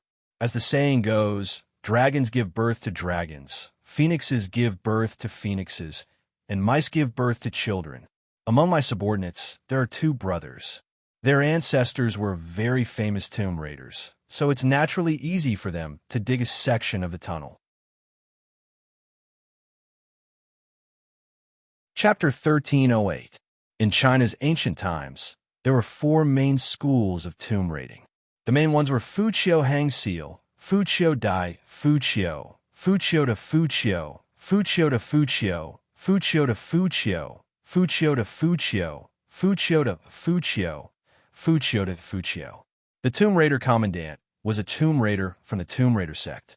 Yi Fashion nodded in realization and said, Lu Sanjuan's subordinates are really capable. Fashion is impressed. Lu Ringue thanked him profusely. At this moment, Wei Zheng said worriedly, although Lu Canjun saved me, the current crisis is not over yet. Over the past month, the Chui family and Pan Jinyue's actions have become more and more frequent. Although I'm not in the government office, Lu Canjun and his men have been spying in the city. I didn't expect to meet you tonight. Just now, Lu Canjun only wanted to fish out the information you have, so he didn't tell you that this old man was here. From the recently popular Zhengzhou Daily, this old man can also see that Chui Junchuo and Pan Jinyue's intentions to rebel are as clear as day. Furthermore, according to what you just said, Chui Junchuo has not only joined forces with the Zheng family, but also the Chui family of Bowling. With this, the power of these traitors will only grow. Through a swift attack, it is not impossible to take down Luoyang. If that happens, the imperial court will be in big trouble. Yi Fashion didn't hide it anymore. He cupped his hands and said, Left Deputy Wei, Fashion's second uncle is the county governor of Guangqing County. He might be able to help us at a crucial moment. Liu, who came to Zhengzhou with the monk, is also at my second uncle's house. Now that we've found you and investigated the situation in Zhengzhou clearly, we can send the information here back to Chang and tomorrow. After my cousin learns of it, he will definitely report it to His Majesty and have His Majesty dispatch an army to eliminate the rebels. Wei Zheng frowned and said, Now that the city gates are closed, you can only enter and not leave. How are you going to send the information back to the capital? Besides, according to what you said just now, Chui Junchuo and Pan Jinyue are going to start an uprising in 2 days. Even if we can send the news back to Chang'an, I'm afraid there won't be enough time. Once they take over Luoyang, the imperial court will definitely fall into a passive position. Yi Fashion glanced in the direction of the door. After confirming that no one was eavesdropping, he cupped his hands and said, Left Prime Minister Wei, to tell you the truth, we brought a telegraph machine with us when we came to Zhengzhou. We can use this to quickly send information back to Chang'an. Once His Majesty receives the news, if he sends an urgent message, he will be able to mobilize the surrounding troops to hold them back for a while. Furthermore, he can inform Luoyang in advance to reinforce the city defenses. In this way, there shouldn't be any problems holding them back until the imperial court's army arrives. Telegraph. Wei Zheng finally lost his composure. When the telegraph machine was first introduced, very few people knew about it. However, when the Yanwang Academy opened, Li Zishuan gave a public lecture to all the students and demonstrated the magic of the telegraph machine. Later, the Tang Dynasty Daily even published it.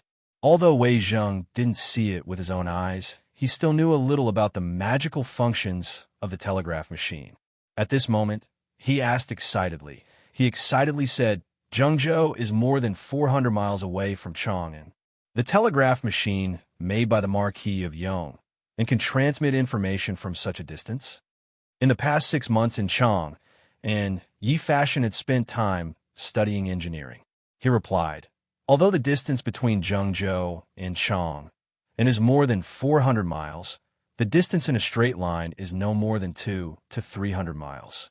Furthermore, Fashion remembered that my cousin once said that in theory, without interference, the telegraph machine can transmit information from a distance of a few hundred miles. Wei Zheng exclaimed, This telegraph machine is so magical? That's great. There's no time to lose. After the gate opens, Fashion, you will meet up with Liu. Of course, for safety reasons, you can also bring her and your second uncle here. After that, you will immediately send the news back to Chang and through the telegraph machine. Luoyang must not fall into the hands of the rebels. Yes. Yi Fashion cupped his hands and agreed. Lu Ringue, who was beside him, was dumbfounded. What kind of telegraph machine could transmit information from 100 miles away? He didn't pay much attention to Tang daily. These things were simply unheard of. However, when he saw that Wei Zheng, a cultured person, didn't question his words, he didn't interrupt. After hearing Wei Zheng's instructions, he looked at Yi Fashion and said, "Brother Yi, if you want to bring Li Yu and the others here, I can bring some men to escort you secretly. Otherwise, if you are followed by someone, it will be troublesome." Yi Fashion thought that when he found a place to send the telegram tomorrow, he would have to arrange for people to protect him. Hence, he nodded and said, "Then I'll have to trouble you, Lu Ringue." Lu Ringue laughed and said, "No matter what, I have gone through thick and thin with Brother Yi. If Brother Yi doesn't mind, you can call me Big Brother Lu. Previously, I didn't know your identity and offended many of my subordinates. However, I was also protecting Left Prime Minister Wei's safety. It was my duty. I believe Brother Yi won't mind, right?" Yi Fashion wasn't an unreasonable person. When Wei Zheng appeared, all the doubts in his heart were cleared. At this time, he cupped his hands and said, "Big Brother Lu, what are you talking about?" "No matter what, if it weren't for Big Brother Lu's help tonight, I would probably be in prison by now. How could I be blamed?" Lu Ringue laughed and said, Good. Fashion, you are my brother." This guy didn't know that his brother would become an awesome existence in the future. He would become the leader of the world's Taoist sects and a true Taoist master. Yi Fashion also didn't expect that his unintentional friend would become a famous general of the Tang Empire in the future. The night passed very quickly. This night, many people didn't sleep at all. For example, Cui Junchuo, Cui Xuanji, Qili Little Yu and Yi Minglei. Uncle Yi, Fashion didn't return last night. Something must have happened. I'll go out and look for him now. Little Yu didn't know how many times she had cried that night. At this moment, her eyes were red as she looked at Yi Minglei and said, "Sigh, Miss Li Yu, your identity is special. It's inconvenient for you to appear in public. Let me go. At least, I'm still the deputy county magistrate. Eat some porridge and rest for a while." How could Yi Minglei not be anxious? Yi Fashion didn't return last night. He was so worried that his hair was turning white. He pointed at the breakfast that the servants had just brought over and said to Li Yu, "No, Uncle Yi." Little Yu also stood up and said stubbornly, "This time, I came to Zhengzhou on my own initiative. It has nothing to do with Fashion. He didn't have to come here to take the risk. It's all because of me that he got involved in this dispute. Now that he's in trouble, I can't just stand by and do nothing. I have to go and look for him." Chapter 1309. Yi Minglei couldn't persuade Little Yu. The two of them rested for a while and prepared to go out to find Yi Fashion. "I'm back." What they didn't expect was that as soon as they left the backyard, they saw Yi Fashion standing there with his back straight, looking at them with a smile. Little Yu was stunned. She was already in despair, but her heart was suddenly filled with joy. "Fashion, you're okay? That's great. I thought you were caught by the provincial governor's mansion. Uncle Yi and I were going to the provincial governor's mansion to get some information." Little Yu rubbed her eyes to make sure it wasn't a dream. She took 2 steps forward and grabbed Yi Fashion's arm and said excitedly, That's great. Yi Minglei was in tears. Yi Fashion didn't return last night. The pressure he was under was no less than Li Yu's. Yi Fashion looked at the 2 people in front of him. Their eyes were red with dark circles, and they looked haggard. He knew that Li Yu and Yi Minglei must have been worried and didn't sleep last night. He said apologetically, "Second uncle, Miss Li Yu, I'm sorry. I made you worry.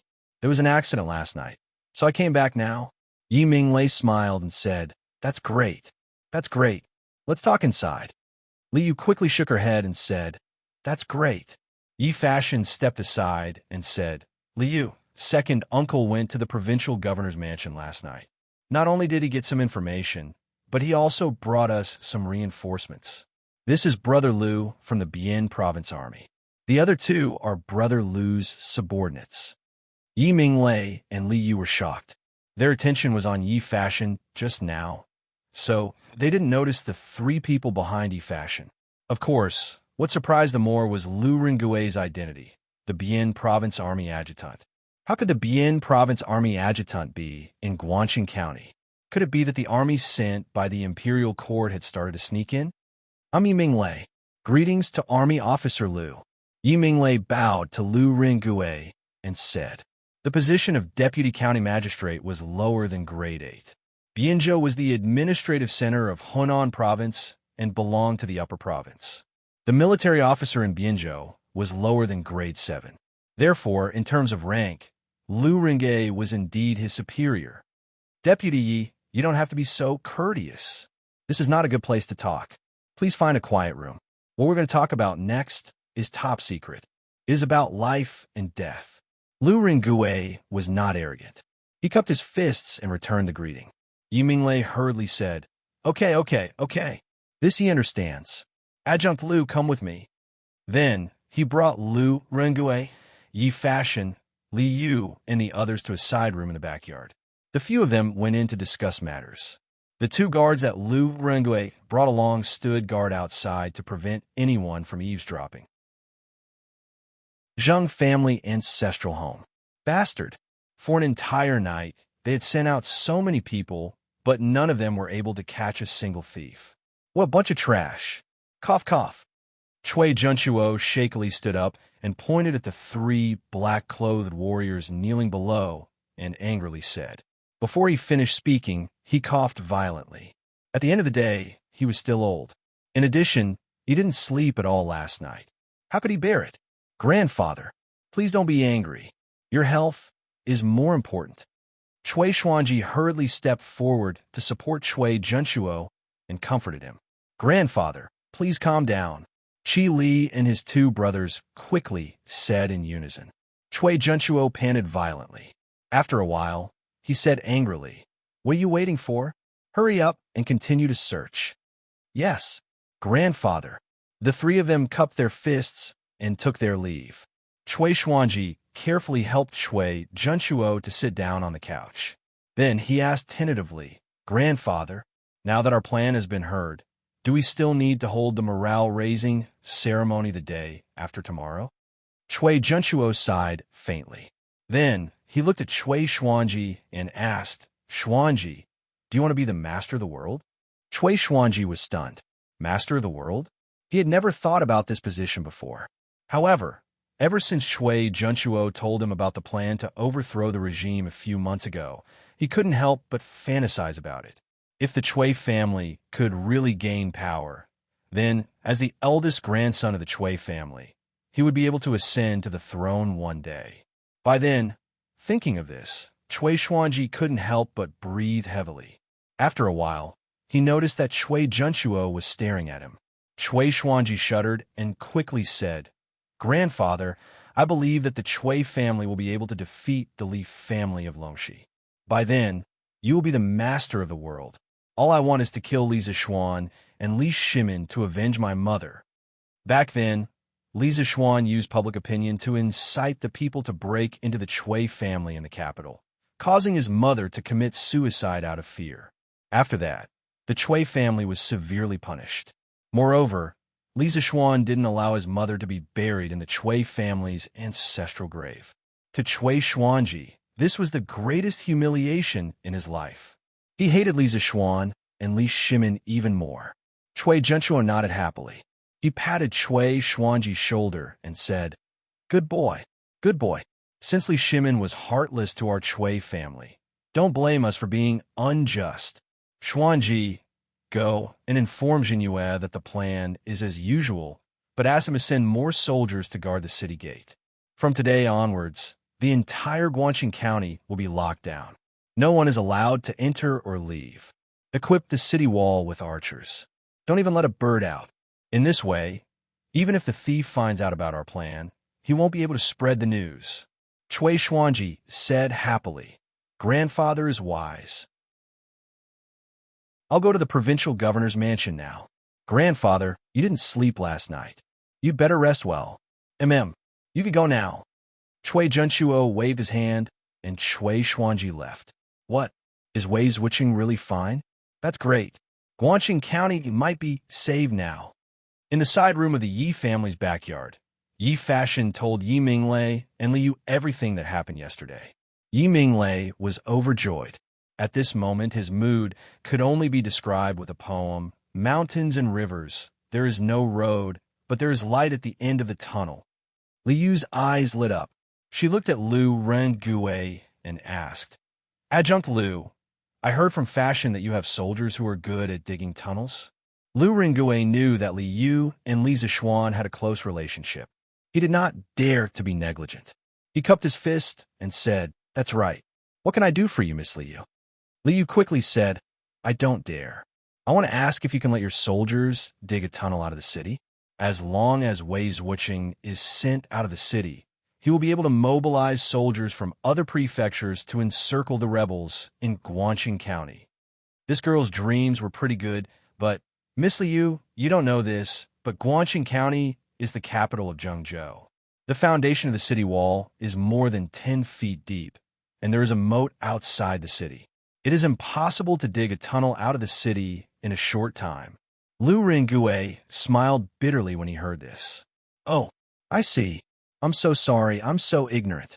Liu was a little embarrassed as she repeatedly apologized. Liu Rengue waved his hand and said, Haha, it's okay. In fact, if I had anticipated today's situation, I would have ordered them to dig a tunnel in advance. Perhaps they would have been able to dig a tunnel out of the city. But now it's obviously too late. Yi Fashion then said, There's no point in talking about this now. Second uncle, according to Cui Junchuo, they will gather the people's will and lead the soldiers to revolt.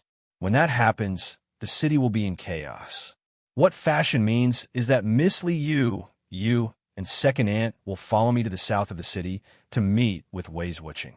Miss Liu and I will find a place to send a message to my cousin. Yi Minglei was a decisive person.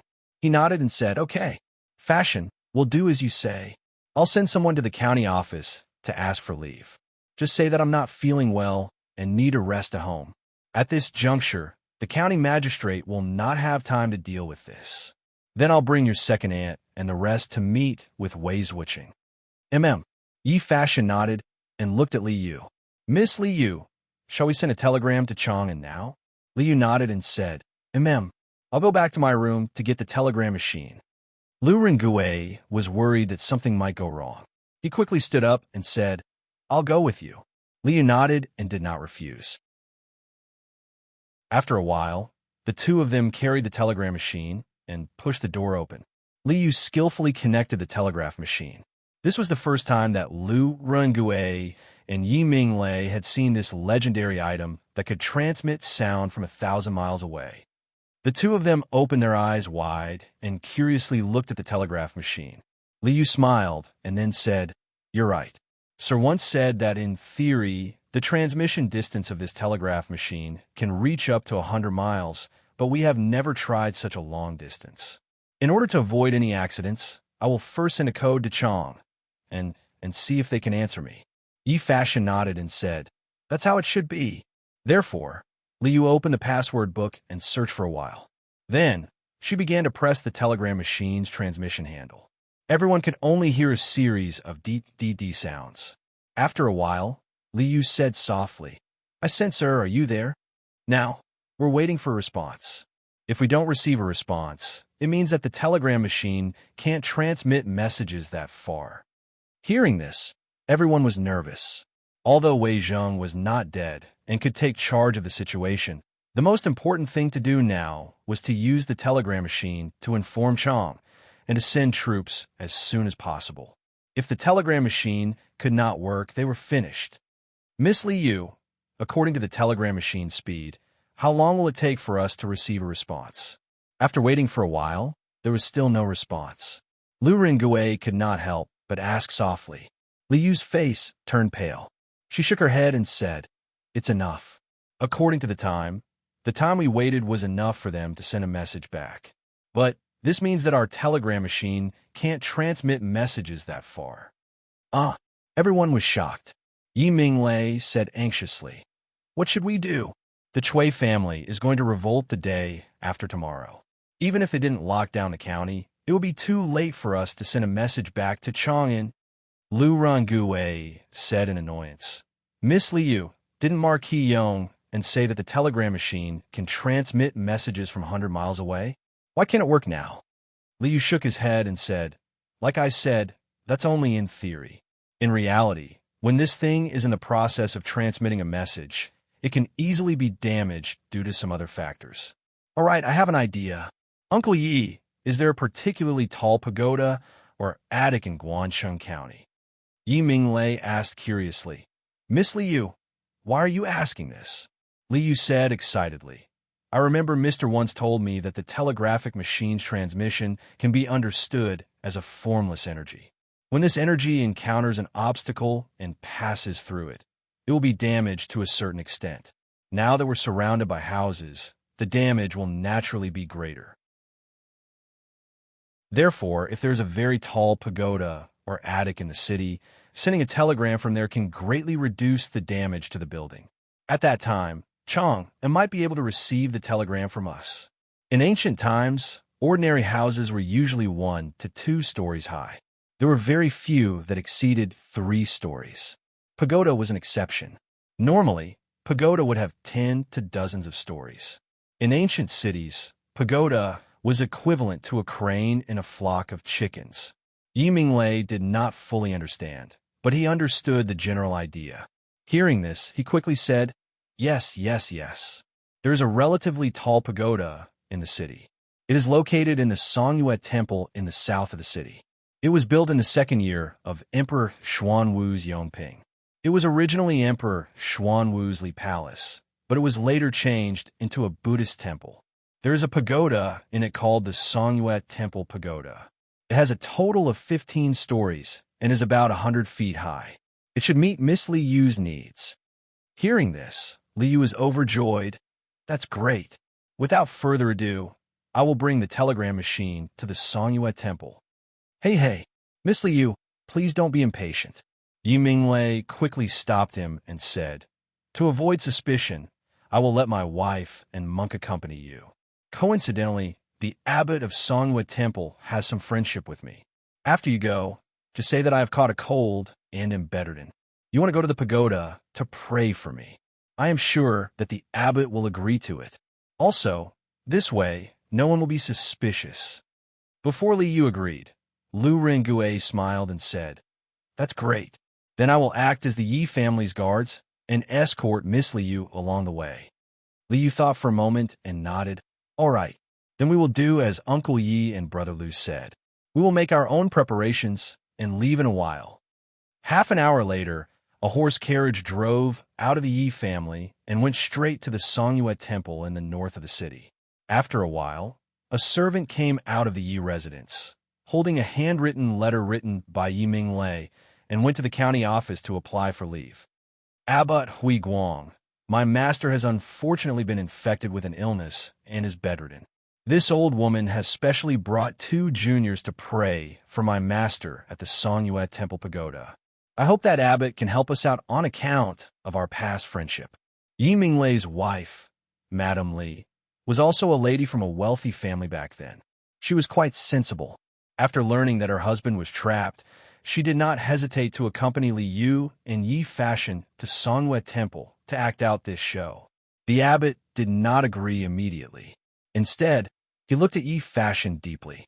After a long time, he looked at Madame Yi and said, Amit Ba, District Deputy, Yi treats the people well and is honest.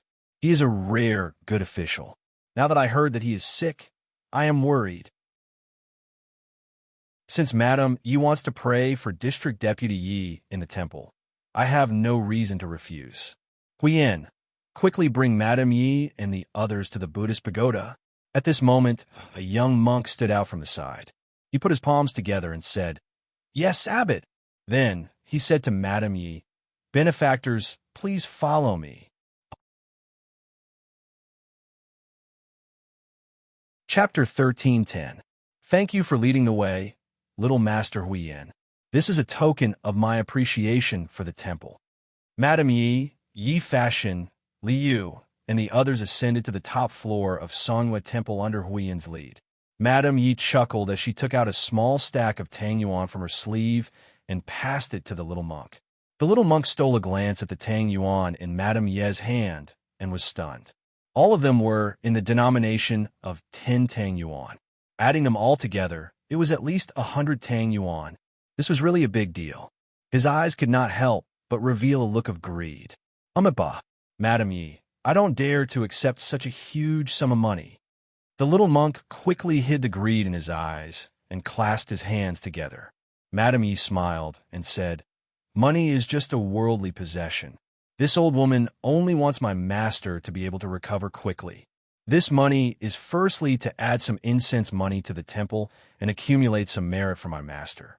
Secondly, I want Master Huiyin to help me look after the temple and not let anyone come up to disturb this old woman praying for my master. After all, if this praying is interrupted, then it would seem that my heart is not sincere, and Buddha will definitely blame me.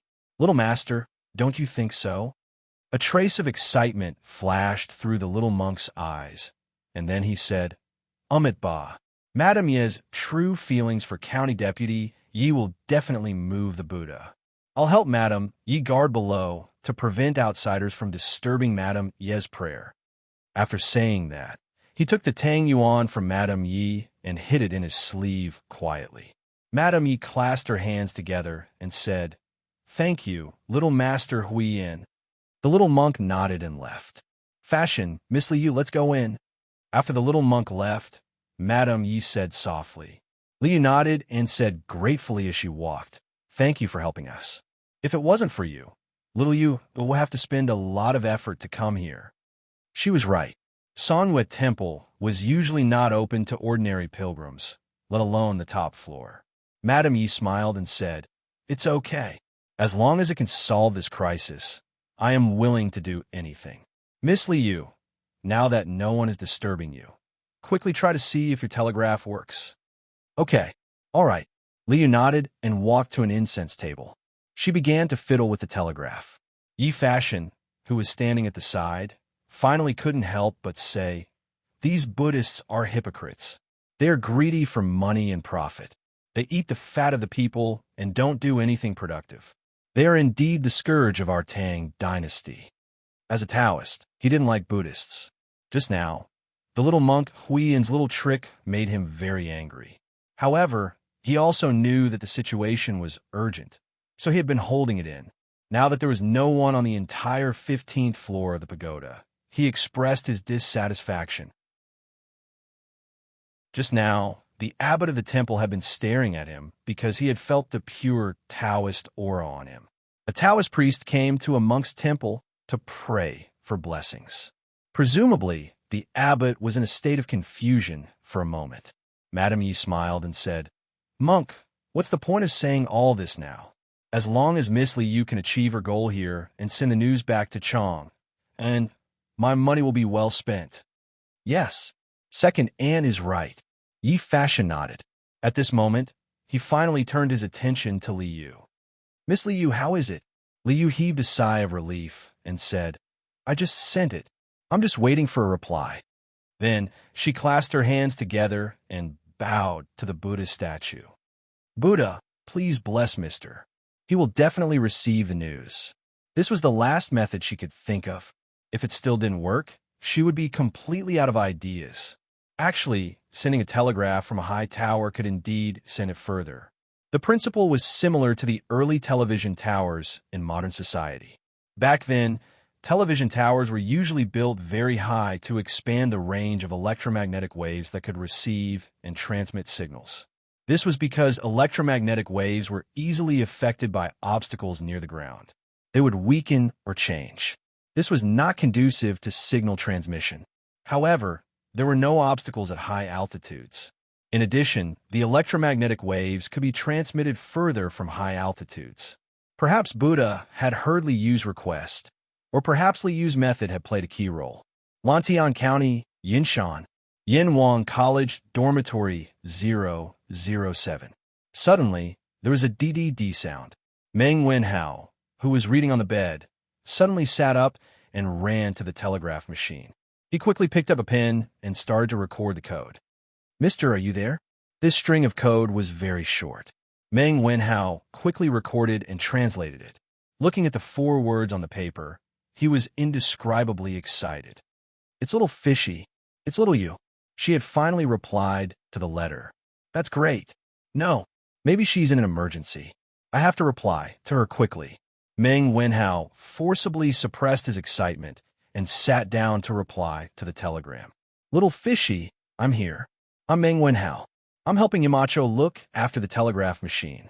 Without flipping through the password book, Meng Wenhao sent the telegram directly. Ever since he received the telegraph machine and password book yesterday, he had already memorized the password in the password book by heart. He knew in his heart that once he encountered such an emergency, time waits for no one. If he replied quickly and translated the code quickly, he could buy Liu a moment more.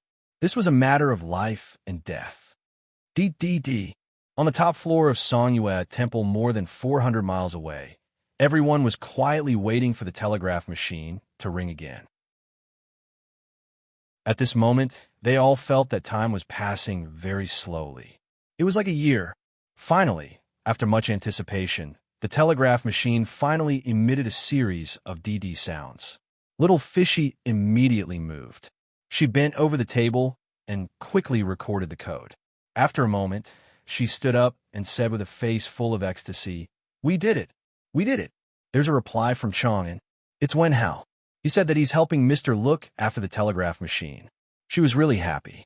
Firstly, it was because she had been rescued from a hopeless situation. Secondly, it was Meng Wenhao who received the telegram. That's great. As the saying goes, seeing is believing. Now that they had witnessed the miraculous function of the telegraph machine, Lu Renge and Madame Yi were completely convinced. Yi Fashion quickly took out a piece of paper from his sleeve and said, "Little Fishy, quickly send the information over. This is the current situation in Guangxin County that I've organized. It's already the most concise sentence. Quickly send it over." Okay. Liu took it. Then, she compared it to the password book while manipulating the handle of the telegraph machine to send the telegram. For a moment, only the sound of DDD could be heard in the room. Fortunately, Madame Yi had asked the little monk to guard downstairs to prevent anyone from going up to the 15th floor. Otherwise, if someone came up and heard the strange sound, they would definitely push the door open and investigate. Chapter 13:11. Yamacho, little Yu, has sent a letter. Zhengzhou's Chui family is going to revolt. Luoyang will be in danger. When it was close to noon, Meng Wenhao arrived at Yunshan's first courtyard with a translated message in his hand. He rushed to Li Zishuan in the courtyard and hurriedly shouted. He didn't notice that other than Li Zishuan, Li Gang was also in the courtyard. "What? You said the Chui family is going to rebel against the imperial court? How is that possible?" Li Zishuan was stunned. Just as he was about to speak, Li Gang stood up and said in shock, "Oh, greetings, Mr. Li." Meng Wenhao finally noticed Li Gang in the courtyard and quickly went forward to greet him. Li Gang waved his hand and asked with a serious face, "Wenhao, is what you said just now true?" Meng Wenhao quickly handed the message in his hand to Li Gang and said, "Mr. Li, it is absolutely true. This is the message sent by Li Yu and Zhengzhou through the telegraph. Please take a look at it with Yamacho." Li Gang took the message and read it seriously. Li Zishuan was already standing behind Li Gang and also read it. In the second month of the second year of Jingguan, Guangxin County was attacked by bandits. Wei Zhuqing's whereabouts are unknown. In the third month of the second year of Jingguan, Zhengzhou Daily appeared in Zhengzhou. The content criticized the imperial court and his majesty. The Chui family's intention to rebel is clear as day. Last night, Yi Fashion risked his life to sneak into the provincial governor's mansion and found out that the provincial governor of Zhengzhou had colluded with Chui Junchuo. Furthermore, the Chui family has joined forces with the Zheng family of Xingyang and the Chui family of Bowling to launch a rebellion the day after tomorrow. They are going to attack Luoyang directly. The Chui family wants to take down Luoyang and rule the world with the imperial court. The situation is urgent. Please make a decision and send an army to eliminate the rebels. The message wasn't long, only about 300 words in total. It could be seen that the message had been condensed before it was sent out. However, the amount of information contained in the message was far more than 300 words. Zhengzhou was about to undergo a great change. Hunan province is going to change. If this matter wasn't handled properly, the great Tang would undergo a major change. How would the Cui family dare? This is treason and heresy, destroying the integrity of my court. Yamacho, we must report this to His Majesty as soon as possible. After Li Gang finished reading, his face was full of anger. If it wasn't for the urgency of time, he would have scolded these traitors. Li Zishuan took the report from Li Gang, then cupped his hands and said, "Teacher Wenji is right. I will enter the palace now. Non-base fast. Prepare the horses." "Yes, Marquis." After a while, Li Zishuan and Pang Feiji rode down the Cloud Mountain and headed straight for Chanan City. In the Imperial Palace, the morning court session had just ended. Lier was resting in the Sweet Dew Hall. After all, the morning court session every day was extremely exhausting for an emperor like him. "Your Majesty," the Marquis of Yong, and is requesting an audience outside the hall, saying that it's an extremely urgent matter. At this moment, an attendant came in from outside the hall and reported with a bow. "An extremely urgent matter?" Lier, who was leaning on the couch, narrowed his eyes and said, "Send it in quickly." "Yes." The chamberlain retreated, and not long after, Li Zishuan walked in. Without waiting for him to bow, Lier asked, "Speak. What exactly is so urgent that you're willing to leave the Cloud Mountain?" Li Zishuan took out the report, raised it above his head, and said, "Your Majesty, there is an urgent report from Zhengzhou. The Cui family wants to oppose them." "What?" As soon as the last 3 words were spoken, the atmosphere in the hall suddenly stagnated. Even Zhao Song, who was standing below Lier, could not help but reveal a trace of shock in his eyes. After being stunned for a moment, Zhao Song hurriedly came down, took the report from Li Zishuan, and handed it to Lier. After Lier scanned the contents of the report with a serious expression, he ordered, "Quickly summon Zhongsun Wuji, Fang Xianling, Du Ruhui, Li Jing, Cheng Jijia, Qin Xiong, Yuqi Jingda, Niu Jinda, and Duan Jishuan for a meeting." Zhao Song's expression turned serious as he bowed and said, "Yes, Your Majesty." Speaking of which, the officials were probably still on their way home after court. If he wanted to summon them back, he would probably have to send someone to look for them on the road. Marquis of Yong, and where did this report come from? How many days has it been since the time in this report? After Zhao Song left, Lier stood up from the dragon couch and looked at Li Zishuan and asked. This was the question he was most concerned about. After all, the report said that the Cui family would start an uprising the day after tomorrow. But who knew if the day after tomorrow had already passed? This was the problem of the timeliness of information that the ancient people often encountered. Your Majesty, this report was just sent from Zhengzhou through the telegraph. It was less than 2 hours ago, and the Cui family's uprising date is the day after tomorrow. Li Zishuan bowed and said. Lier raised his eyebrows. After thinking for a while, he understood and said, "Previously, when your cousin Yifashion and Li Yu went to Zhengzhou, they must have brought a telegraph machine with them, right? Back when Yifashion and Li Yu went south to Zhengzhou, Lier had warned Li Zishuan not to act rashly in Zhengzhou and ruin his plans." Now that Li Zishuan mentioned the origin of this report, he could roughly guess the cause and effect. Your Majesty is wise.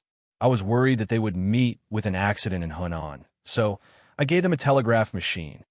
Li Zishuan replied. Lier nodded. Seeing that Li Zishuan was still frowning and looking worried, he couldn't help but say, this time, the report that Li Yu and Yifashion sent back was considered timely. The imperial court had enough time to react and make corresponding arrangements. The safety of Minister Wei and the rest should not be a concern. Besides, I already knew about the chaos in Zhengzhou last month. How could I not have made any preparations? Li Zishuan's eyes lit up. Just as he was about to ask, he suddenly heard footsteps outside the hall. It was Zhao Song. Your Majesty, Duke Zhao, Prime Minister Fong, and the rest are all waiting outside the hall. Lier nodded and said, "Let them in quickly." After a while, Zhang Sun Wuji, Fong Xianling, and the rest all came in. After a round of greetings, Zhang Sun Wuji glanced at Li Zixuan in the hall, then looked at Lier and asked, "May I know why your Majesty has summoned us here?" Lier looked at the officials in the hall and said in a deep voice, "Last month, the Chui family connived with the bandits and attacked the magistrate's office. They wanted to use this opportunity to assassinate Wei Zhang. After that, they arbitrarily published the Zhengzhou Daily to attack me and the imperial court. They wanted to use this to bewitch the people and plot a rebellion. Also, I have received news that Shui Junchuo has already joined forces with Zhengzhou Provincial Governor Pan Jinyue, Xinjiang's Zheng family, and Boling's Chui family. They will gather the people's opinions and start a rebellion the day after tomorrow. Their first target is Luoyang. My beloved officials, what do you think I should do?" Zhang Sun Wuji and the rest were instantly shocked. They were summoned right after the court. Before they came, they had thought of thousands of possibilities, but they didn't expect such a big thing to happen. "Your Majesty, give me 20,000 men and horses.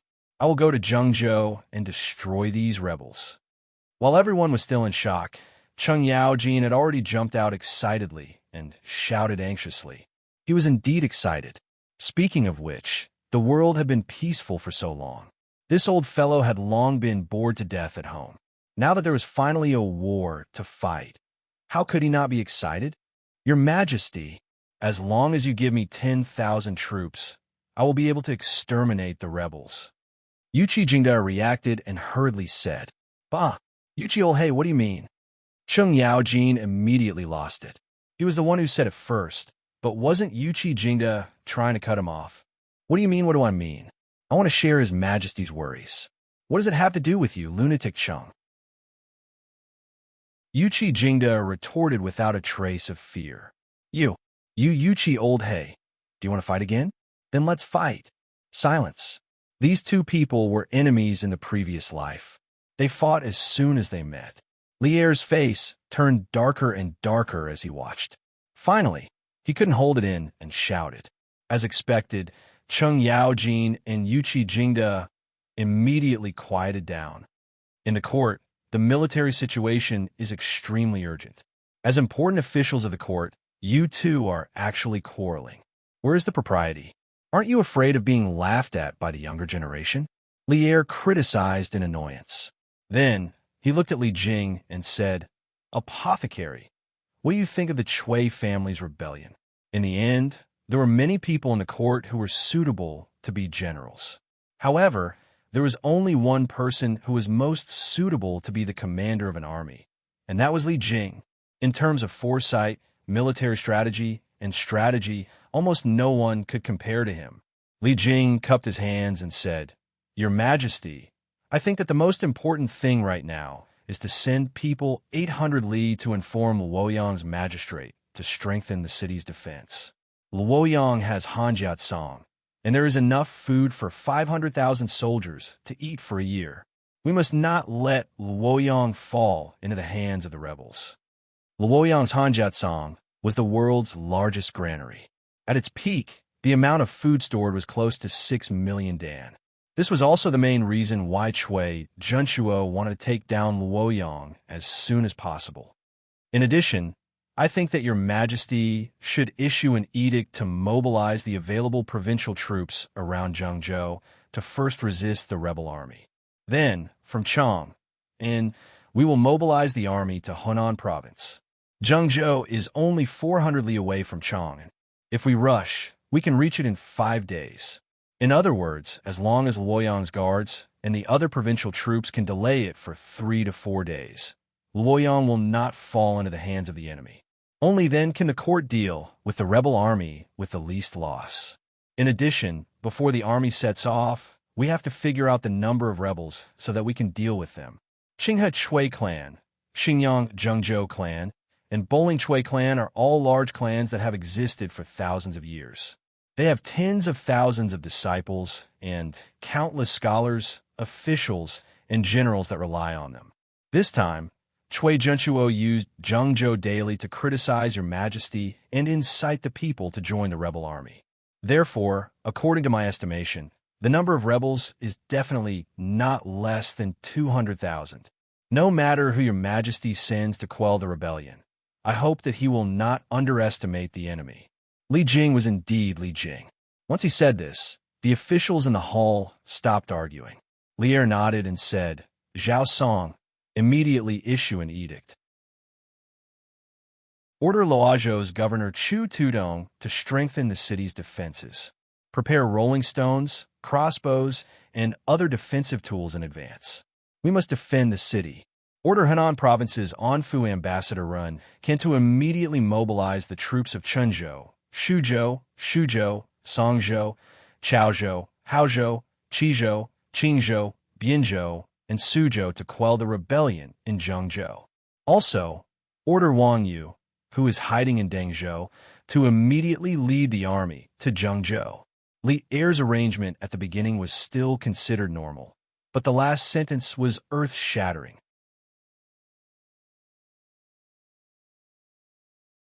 Chapter 13:12.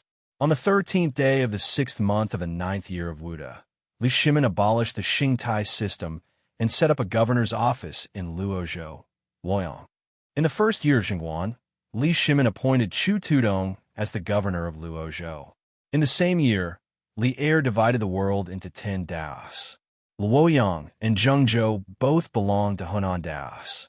At that time, the imperial court did not set up fixed officials and offices in each daos. They only temporarily sent officials and ambassadors to patrol. At first, they were called pacifiers. It was not until the second year of Ruizong Jingyun that the imperial court set up Jidushi in each daos. The Inlushan rebellion at the end of the Tang Dynasty was caused by the military power of the Jidushi.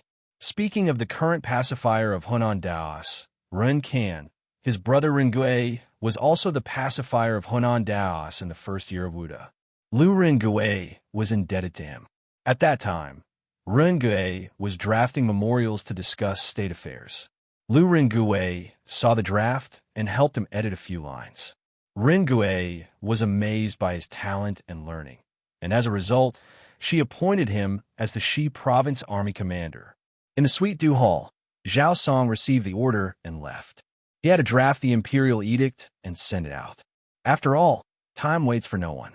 At the same time, Li Er's last sentence attracted the attention of everyone. Fong Xuanling's eyes flashed, and he cupped his hands and asked, "Your Majesty, Provincial Governor Wang should be in Suizhou. Why is he in Dangzhou?" According to the Tang Dynasty's laws, the governors of each province should be in charge of their own affairs. They were not allowed to leave the province unless the emperor ordered them to do so. Now that Wang Yu suddenly appeared in Dangzhou, and from what Li Er said, Wang Yu even brought an army with him. Li Zishuan's heart stirred, and he also looked towards Li Er.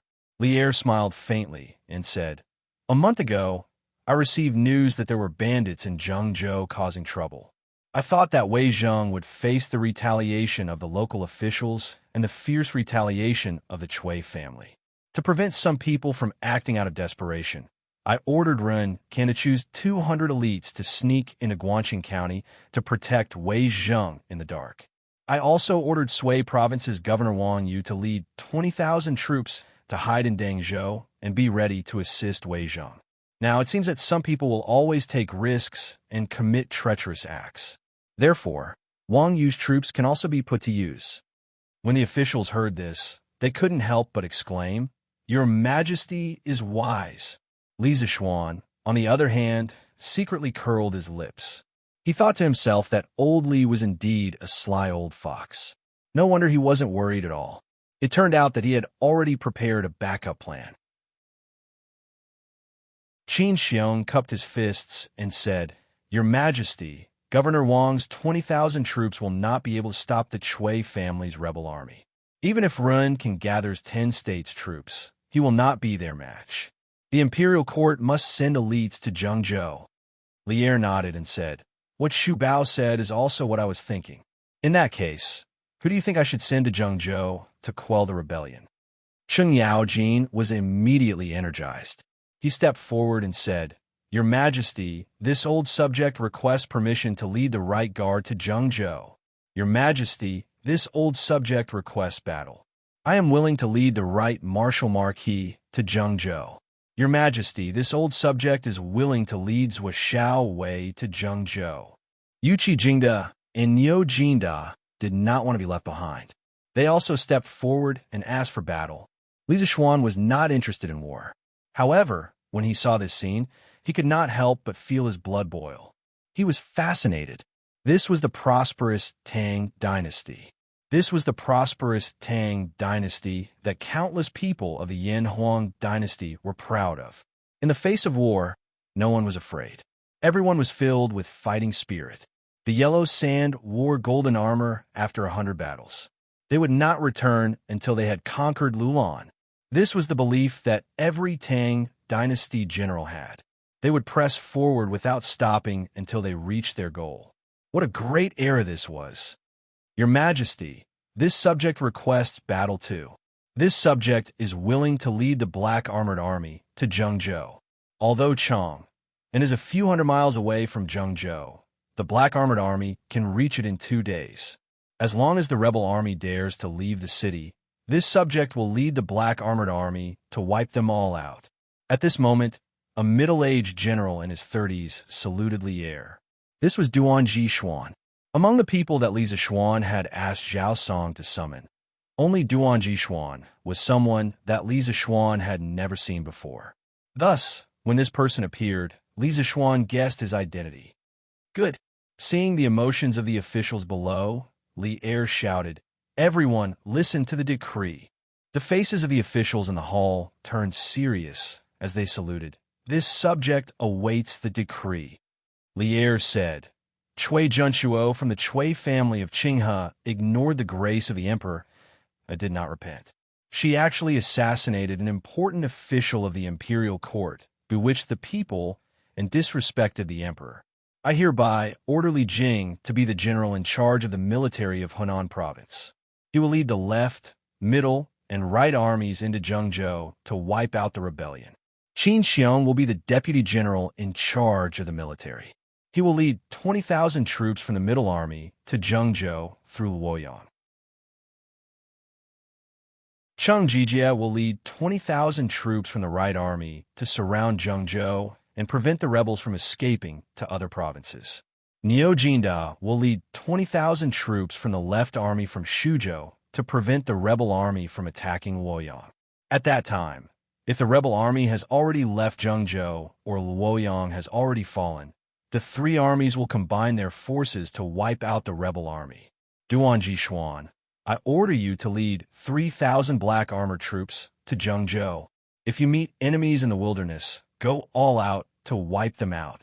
For this rebellion, all of you must exterminate the rebels.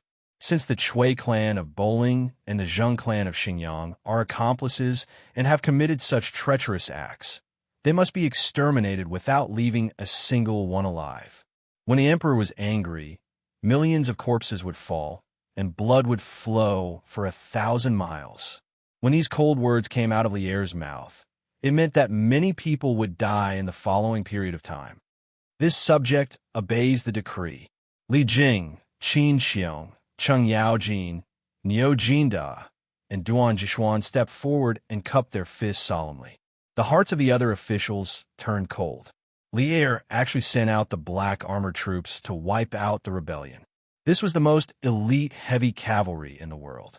Even the wolf cavalry of the Turks had to flee when they saw them.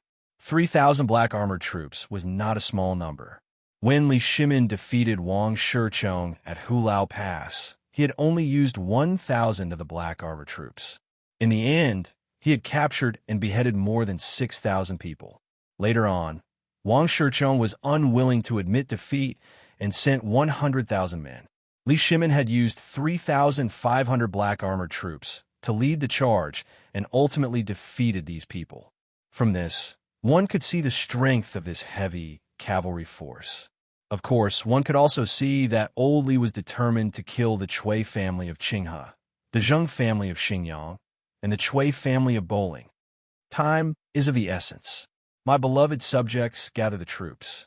Tomorrow morning, the three armies will set out for Zhengzhou. Lier nodded. There was a saying that a cannon shot was worth 10,000 taels of gold. Although there were no cannons in this era, fighting wars was still rather expensive. However, the great Tang's treasury was filled with grain and fodder, so Lier had the confidence to start this rebellion. Yes, the officials cupped their fists and left. Marquis Owen, you stay? Li Zishuan also wanted to take the opportunity to slip away, but Lier's words forced him to face this cruel reality.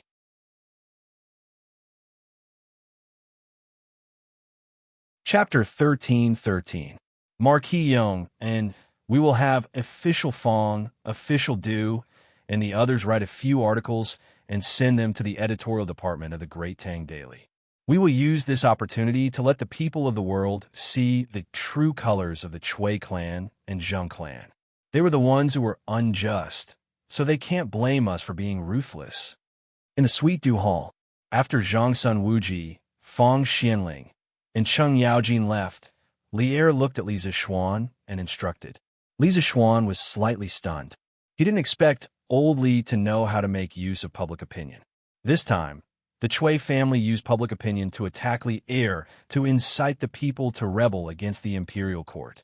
Now, old Li wanted to use the same method to gain the people's trust and support. Only a ruler who valued the people's trust would be a successful ruler. Yes, Your Majesty. In the next few days, the Tang Daily will cooperate with the imperial court to announce the Chui family's rebellion to the world. As the saying goes, those who are righteous get more support, while those who are unrighteous get little support. Chui Junqiao has no regard for the emperor's grace and is not subject. He will definitely be despised by the people. I will also list out all the good deeds and benevolence Your Majesty has done to the people since you took over the throne. People's hearts are made of flesh. I don't believe that the people can't differentiate between good and bad. Li Zishuan cupped his hands and replied, Yes. Lier nodded and said, The Chui and Zheng family have thousands of scholars in their hands. Actually, I am not afraid of how many soldiers they have. I am only afraid that they will use these scholars to bewitch the people and attack the imperial court. After all, the people are innocent. Li Zishuan smiled and said, Your Majesty is so considerate of the people. It is the blessing of the people. Lier smiled and didn't deny it. After a while, he said, I have an idea. Listen to it and see if it is feasible. Li Zishuan's expression turned solemn as he listened attentively. Lier paused for a moment before continuing. Since ancient times, when a general was away from the capital, he would not obey military orders. The reason was that the battlefield was quite far from the capital, and the situation on the battlefield was constantly changing. Therefore, the previous emperors would not interfere with the generals away from the capital and give orders. But this time, when Li used a telegraph to send information to Chang, and from Zhengzhou, I had an idea. That is it possible for me to understand the situation on the battlefield immediately through the telegraph? Then if I or any other officials in the imperial court have any good ideas about military formations, I can also send them to the front line through the telegraph at the very first moment. What do you think? Li Zishuan was shocked. He thought to himself that old Li's thinking was quite advanced. He even knew how to engage in information warfare.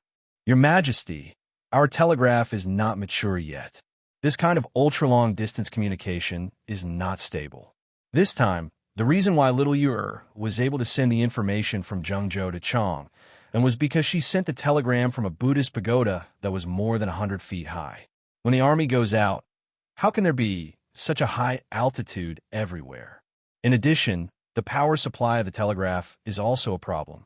Therefore, I think that it is still too early for Your Majesty to use the telegraph to command the battle formation this time. Your Majesty, please reconsider. Lier couldn't help but frown. He asked doubtfully, what does the telegram sent by the telegraph have to do with the height of the terrain? Li Zishuan cupped his hands and said, Your Majesty, if I may be so bold as to ask you, If this person stood on a high mountain and shouted to the foot of the mountain, would his voice travel far? Or if he stood on the street and shouted, would his voice travel far? Lier thought for a moment and replied, of course, if he stood on a mountain and shouted, his voice would travel far. Li Zishuan smiled and said, that's right, Your Majesty. In fact, the telegram sent by the telegraph is just like shouting. If you stand high and the position is spacious, it will naturally travel far. There are many houses in the city which will block the telegram sent by the telegraph, so it won't travel far. He definitely couldn't tell Lier about the transmission loss of electromagnetic waves. Otherwise, if he wanted to explain it clearly, he would have to talk for a long time. After thinking about it, Li Zishuan could only give an example to explain to Lier. I see. Lier nodded thoughtfully. Then his eyes suddenly lit up and he said, I still have a plan. This time, we can let the pharmacist bring 2 celestial lamps. On one hand, it can be used to scout the enemy from the sky. On the other hand, we can use the celestial lamps to send information to Chang and from the sky.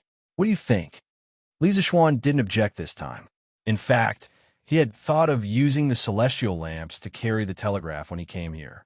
The reason why he didn't tell Lier at the first moment was because he was worried that this kind of technology that was ahead of its time would cause uncontrollable variables in the future if it was used on the battlefield too early before it matured.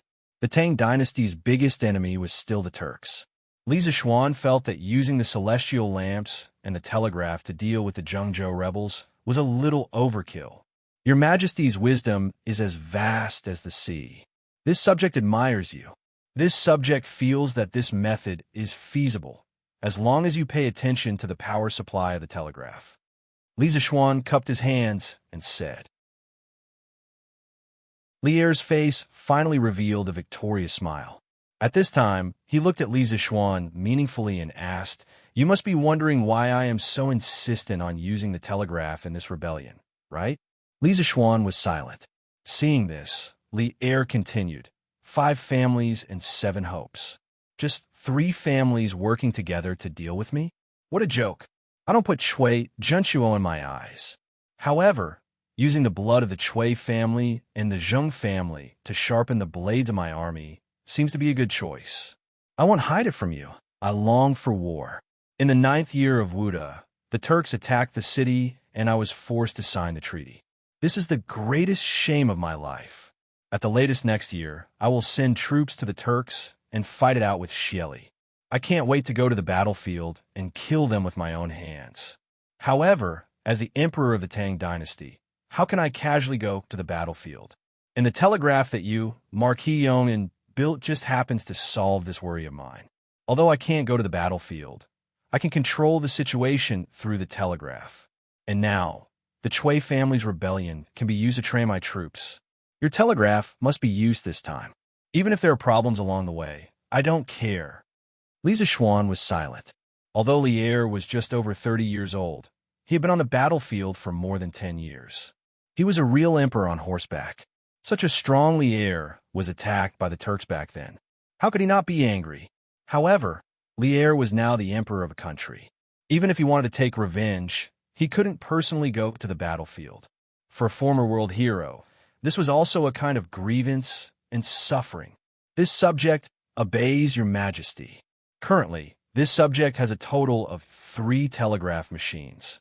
One of them was given to Liu. Since your majesty wants to arrange it this way, then when the army sets out tomorrow, this subject will send a student from the academy who knows how to use the telegraph to bring 1 telegraph machine and 2 celestial lamps with the army. This subject will send the last telegraph machine to the palace. At that time, your majesty can let his highness, Prince of Wei, teach the people in the palace how to use the telegraph machine. Since Lier had put it this way, Li Zishuan naturally had no reason to refuse. After thinking for a moment, he cupped his hands and said, Lier was finally satisfied and said, So kind. Haha, after this rebellion is quelled, I will remember your merit. This subject does not ask for a reward. If there is merit, it should be the contribution of the student from the academy who went to Zhengzhou. In the afternoon, Chang'an's city suddenly became busy. In the Ministry of War and the Ministry of Revenue, officials went in and out, all of them in a hurry. They were all busy. In the city, teams of soldiers were constantly escorting carts of grain and fodder out of the city. Since ancient times, grain and fodder had always been the first to move. This time, the imperial court's army of more than 60,000 was going to Hunan province. The amount of grain and fodder they needed was not a small amount. However, they would not bring all the grain and fodder at once. They only needed to bring about 10 days' worth of rations. When they arrived at Hunan province, they could either exchange the grain from the local government or transfer it directly from Luoyang. In Chang and city, the old people who had experienced the great chaos in the early years were all worried when they saw this scene. Where did this war break out? There's going to be a war. The imperial court is going to war. I just don't know where we'll be this time. Did the Turks start to harass the border of the Tang Empire again? At present, the imperial court had not officially issued a notice, so even if the people felt that something was wrong, they could only make wild guesses in private. However, those in the officialdom basically knew the cause and effect. The Chui family had rebelled, and the world was going to change. Wenhao, Iron Egg, I won't force you. In fact, I don't want you to take risks. So whether you go or not, it's all up to you. On the way back to Cloud Mountain, Li Zixuan had been considering the candidates from the academy who would go south with the army. First of all, he definitely cannot go. It was not that he was afraid of death and did not dare to go on a battlefield. With his current martial arts cultivation, as long as he was not alone on the battlefield and was not surrounded by thousands of people, he would not die. The main reason why he could not go was that the construction of the dam at Bar River had reached the most critical stage. Recently, Yin Shaoning and Mo Huai had often encountered this and that kind of problems. He had to find a way to solve the problems. If he really could not leave, then the dam would really be ruined. He'd spent too much money and effort on this dam. He really could not bear to give it up halfway. Moreover, in his eyes, although the Chui family and the Zheng family had a strong foundation and a lot of people, they were still vulnerable in the face of the Tang army. The reason why Chui Junchuo felt that he had a chance was that he wanted to take Luoyang and strengthen himself before the imperial court reacted. However, the telegram sent by Li Yu had completely destroyed the Chui family's painstaking plan. In this way, Chui Junchuo was even less of a threat. Therefore, Li Zixuan felt that it was not worth it for him to go, and there was no need for him to go. Since he was not going, he could only let his students go. Among his students, only Li Tai, Meng Wenhao, and Iron Egg were proficient in using the telegraph. Although Cheng Chumo was the first to come into contact with the telegraph, this idiot had never learned how to use it. Therefore, after returning to Yinshan, Li Zixuan sent someone to call Meng Wenhao and Iron Egg to the side yard. He briefly told them about the imperial court's intention to send an army to Zhengzhou to quell the rebellion, and then began to ask for their opinions. Sir, I'm willing to go. I'm willing to follow the army to Zhengzhou. Meng Wenhao said without hesitation as soon as Li Zixuan finished speaking. Speaking of which, he was still worried about how to help Li Zixuan resolve the crisis. Now that Li Zixuan had made this request, it was exactly what he wanted. Instead of worrying in Chang, and it was better to go directly to Zhengzhou to help resolve the crisis. Master, Iron Egg is also willing to go. Not long after Meng Wenhao finished speaking, Iron Egg also spoke up. Li Zixuan looked at the two of them with a solemn expression, saying, "Both of you should think carefully. This is going to the battlefield, not a game. Although you will be staying in the main tent at that time, and the danger will be much smaller, but on the battlefield, there will never be an absolutely safe place. Wenhao, your life doesn't belong to you alone. You still have your parents and sister. If anything happens to you on the battlefield, what will you do to them? And Iron Egg, you're the only son of the Han family. If your father knew that you were going to the battlefield, what would he think?" To be honest, Li Zixuan was quite conflicted. Strictly speaking, following the army to the south was a good opportunity for the students of the academy to gain experience. There was little danger, and if they won the battle, they might even be able to gain military merits, which would benefit them for life. But he was also worried that something would happen to his students in Zhengzhou. After listening to Li Zishuan's earnest words, Meng Wenhao and Iron Egg both lowered their heads. But after a while, Meng Wenhao raised his head and said, Yamacho, I have made up my mind.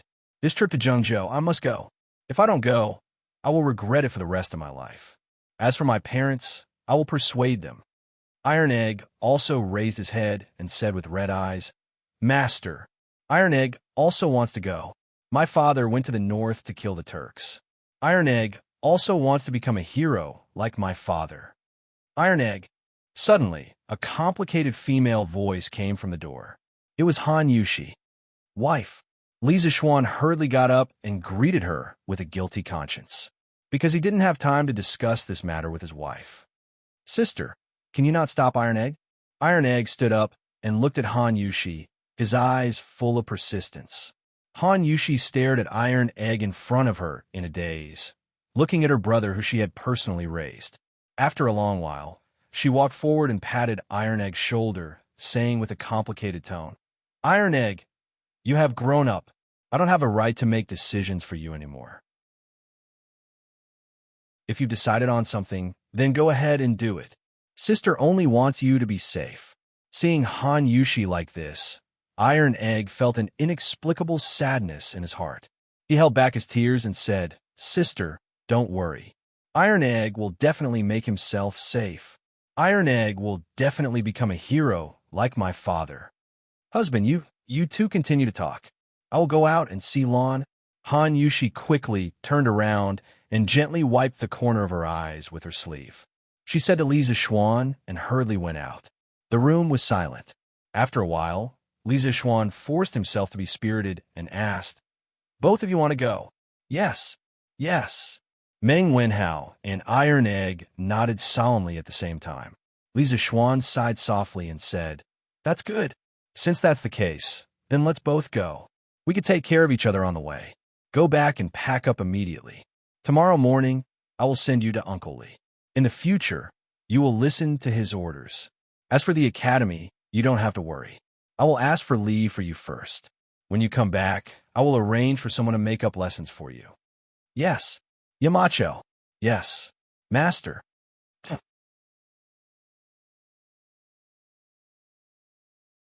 Chapter 13-14. Oh, isn't this Madame Yi? Are you here to pray for blessings at Songhua Temple? I heard this morning that County Deputy Yi was sick. Could it be true? Guangxing County, at the entrance of Songhua Temple. Madame Yi brought Li Yu, Yi Fashion, and a few others out of the temple. She was stopped by a fat, shifty-eyed, greasy middle-aged man. Behind the man were 4 or 5 bailiffs.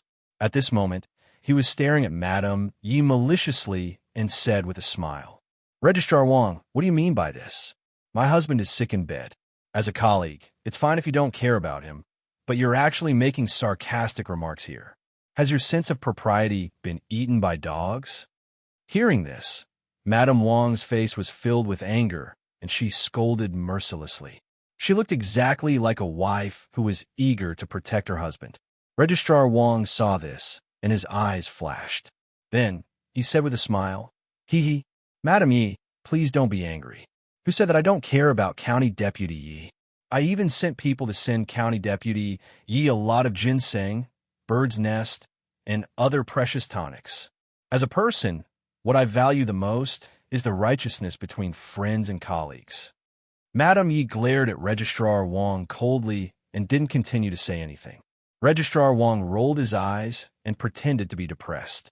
He patted his head and said, Look at this official's memory. I brought people here to catch the rebels. Why did I mention this to Madame Yi? Rebels?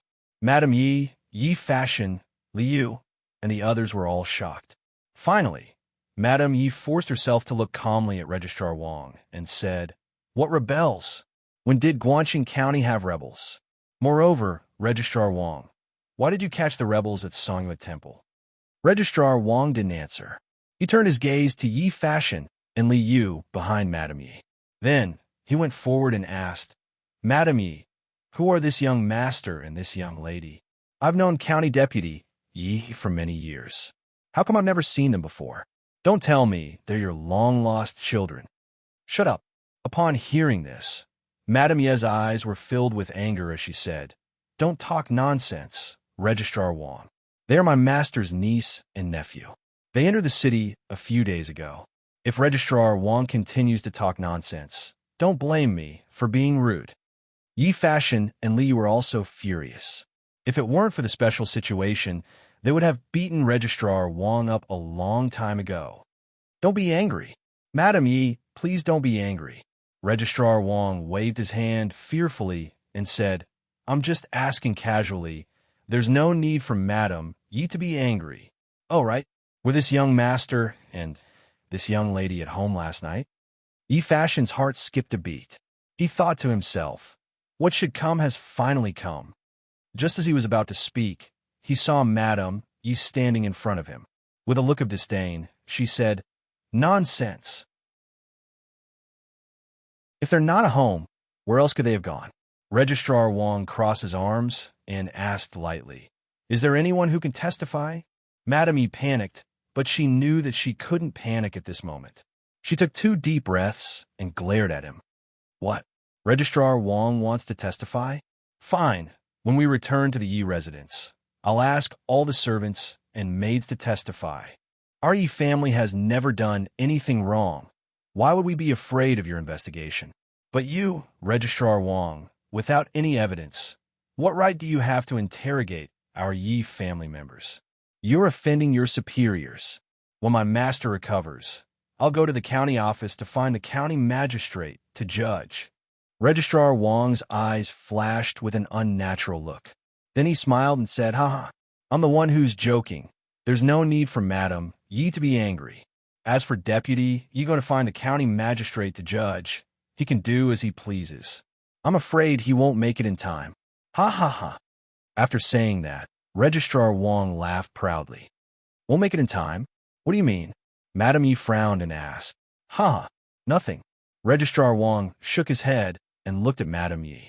He whispered, Li Lanju, 10 years ago, why didn't you choose me, Wang Cheng, but Yi Minglei? Haha, what's the result? In a few days, Yi Minglei will die and you'll be a widow. TSK. What a pity. What a pity. You, Wang Cheng, you've gone too far. Madame Yi was shocked and angry. She pointed at Registrar Wang and said while gritting her teeth, You're asking for death. Yi Fashion looked at Registrar Wang with a gloomy look. His heart was filled with murderous intent. Although Wang Cheng's voice was low, Yi Fashion heard every word. From his point of view, he had brought trouble to his second uncle's family when he accompanied Li Yu to manage the city. Now, someone had insulted his second aunt, whom he had respected since he was young, in front of him. How could he tolerate this? Moreover, after Wang He, the servant of the Yi residence, found out about Li Yu's identity, he secretly went to inform on Wang Cheng. Kill. Although Yi Fashion was a Taoist, when he met someone who deserved to be killed, he would not show any mercy. However, there were too many people here. If he killed Wang Cheng, none of them would be able to escape. I'll let this bastard live for another 2 days. Yi Fashion thought to himself. All right. Since there are no traitors here, I'll take my leave. However, I still have to give Madame Yi a piece of advice. For the next 2 days, you and Deputy, you should not go out as you wish. Wang Cheng smiled and then left with his men as if nothing had happened. Brother Yi, this bastard is evil. If there's a chance, I'll cut off his head for you. After Wang Cheng had left, Lu Ringue patted Yi Fashion's shoulder and said, Thank you. After returning to the Yi residence, Yi Minglei asked Madame Yi, Li Yu, and Yi Fashion to change into the coarse clothes of the commoners. He also instructed the housekeeper to close the door and decline all visitors for the next 2 days. When the sky was about to turn dark, Lu Ringue led the Yi family out of the residence and headed towards the south of the county. At this time, the commoners were in a hurry to go home. There were quite a lot of people on the streets. Moreover, the sky was dark, and it was not easy for others to recognize them. 3/4 of an hour later, they finally arrived at Lu Ringue's rented courtyard without any mishap. How is it? Has the information been sent out? As soon as they entered the house, Wei Zheng impatiently went up to them and asked before they could even greet each other. Little Yu clasped her hands and smiled. Deputy Wei, fortunately, I didn't disappoint you. When it was close to noon, I had sent everything here to the Yamacho. The Yamacho said that he will go to the palace immediately to meet the emperor. He estimated that the army from the imperial court will be here soon. Wei Zheng was overjoyed. It's done? It's really done? The Duke of Yong'an's telegraph machine has done a great job. Next, we should think about how to get out of here and help the imperial court to suppress the rebellion.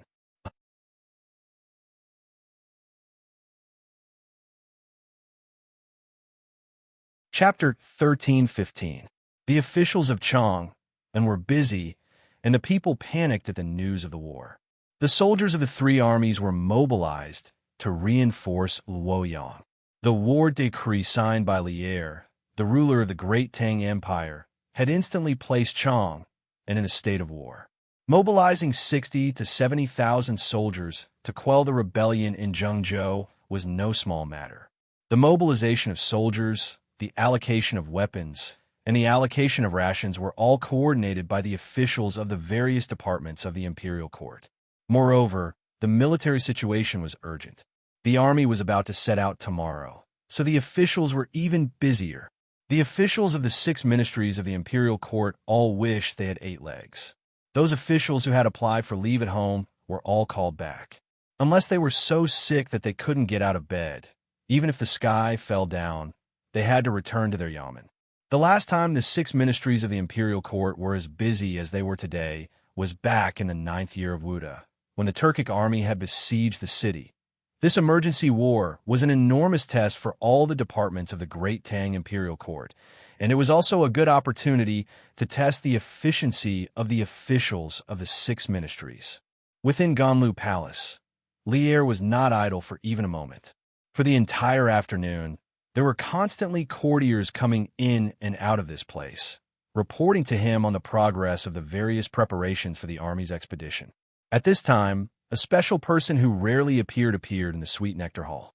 Your Majesty, all the officials in Chang, and who are related to the Chui family of Qinghe, the Chui family of Bowling, and the Zheng family of Xingyang, have been monitored by the cavalry. Once they act rashly, they will be arrested immediately. This person was Li Junxian, the man who was in charge of 100 cavalry for Lier. Junxian, you've done well. In addition, you must have people on guard against these officials sending pigeons to Zhengzhou. Lier's eyes flashed with cold light as he sternly said, the Chui clan of Qinghe, the Zheng clan of Xingyang, and the Zheng clan of Bowling were all 1,000-year-old clans. Many of the officials of the Great Tang Imperial Court had once been scholars from these 3 clans. After all, although the Imperial Court had opened the imperial examinations, scholars relying on the great clans was still the norm.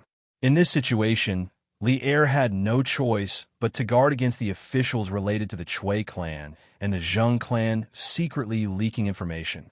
At this time, Lier had to be grateful to his old man, Li Yuan. Back then, after Li Yuan established the Tang Dynasty and pacified the world, he had already begun to intentionally exclude the officials from aristocratic families from the center of power. Although there were still a large number of officials in the court who came from aristocratic families, there were very few who held important positions. At present, the rising nobles of Great Tang were gradually gaining the strength to contend against the established noble clans. This subject obeys the decree. Li Junxian clasped his fist and left. Cloud Mountain Villa. Wife, are you blaming your husband for letting Iron Egg go to Zhengzhou? After finishing all the work in the afternoon, Li Zishuan saw Han Yushi sitting alone in the courtyard in a daze. He walked quietly behind her, bent down, and held Han Yushi's slender waist as he whispered in her ear. Husband. Suddenly being hugged by someone, Han Yushi was startled. When she turned her head and saw that it was Li Zishuan, she leaned her head on Li Zishuan's shoulder and whispered, Husband, this concubine doesn't blame you. This concubine knows that you're doing this for the good of Iron Egg. If he can earn a military merit this time, he will be able to enjoy glory and splendor for the rest of his life. However, this concubine only has this one younger brother. For him to suddenly go to such a faraway place by himself, this concubine is very worried. Seeing his wife frown, Li Zishuan stroked her cheeks with some heartache. Then, he said, "Wife, there's no need to worry. This trip to Zhengzhou is not for him to charge at the front lines. He should only be managing the intelligence in the central tent. Besides, Iron Egg now also has martial arts. Even if he encounters an accident, he will be able to protect himself. Don't you think so?" Han Yushi turned around and pressed her forehead against Li Zishuan's forehead. Her clear eyes looked into Li Zishuan's eyes. After a while, she whispered, "This concubine will listen to you, husband. You are our Han family's benefactor and also our Han family's lucky star. If you say that Iron Egg will be fine, then he will definitely be fine." Li Zishuan couldn't help but laugh. "Hee hee, I didn't know that your husband had this ability." After making a joke, Li Zishuan's face became serious. He said, "All right, wife, don't be unhappy. This husband has to go and see grandfather and grandmother, especially grandmother. After she heard that Fa Shan was trapped in the city, she couldn't even eat lunch. I have to go and see him." Han Yushi nodded and said, "All right, this concubine will go with you, husband." "All right." The sky was getting dark, but the city of Chang and did not become quiet because of the curfew. The 6 government offices near the imperial city were still brightly lit. There were still troops and grain carts passing by on the streets. All these signs indicated that a war was about to break out. Correspondingly, the city of Guangxing was not peaceful tonight because the state government's army was catching the thieves. The cause of the incident started when Registrar Wang returned to the county office in the afternoon.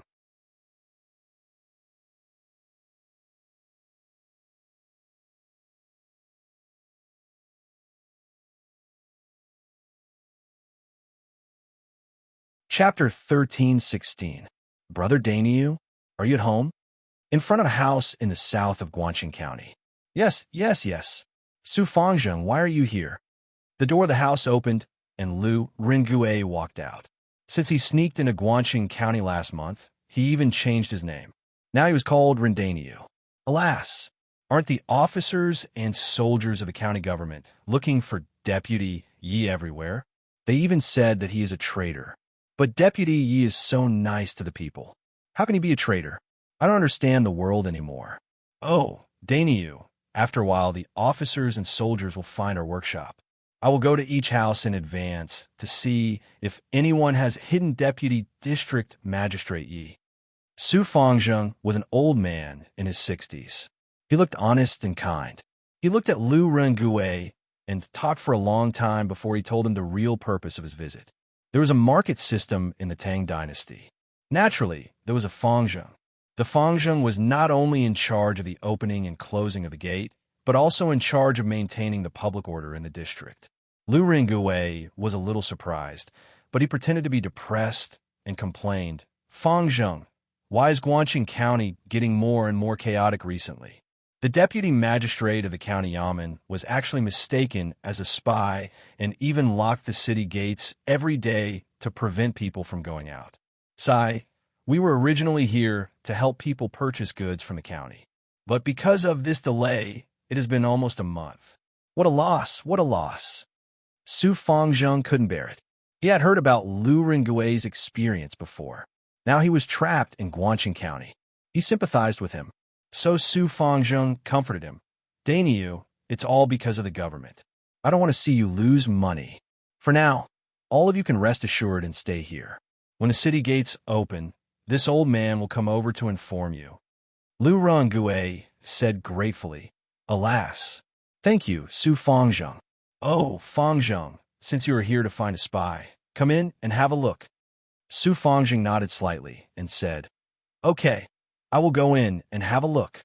Then he walked into the yard with his hands behind his back. Alas, Su Fangzheng is here? Su Fangzheng. In the courtyard, Lu Rengue's brothers saw Su Fangzheng come in and quickly came over to greet him. Su Fangzheng nodded and then walked straight into the inner room. In the end, he didn't even see a single outsider. "Su Fangzheng, Have you finished your investigation? Other than us rough men, who else would come here? A quarter of an hour later, Lu Ringui saw Su Fong coming out of the courtyard. He hurriedly went up to him and asked, "Yes, there are no outsiders in the house." "Then, little brother Daniel, this old man will not disturb you any further. Goodbye." Su Fongzheng cupped his hands and took his leave.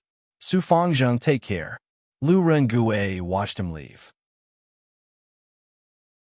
Then he turned to the several big men behind him and said, "Old Fong, later when the people from the county government come, you help to deal with them. During the day, I met Registrar Wang. If he leads a team to search tonight, he may recognize me. I will go to the underground tunnel to accompany Minister Wei and the others tonight." "All right, don't worry, General. Old Fong, will be careful." A slightly older middle-aged man cupped his fists and replied. Lu Ringui nodded and went into the house to tidy up. Then he jumped into the well. Half an hour later, the house was slapped once again. Bang, bang, bang. "Open the door. The government is investigating."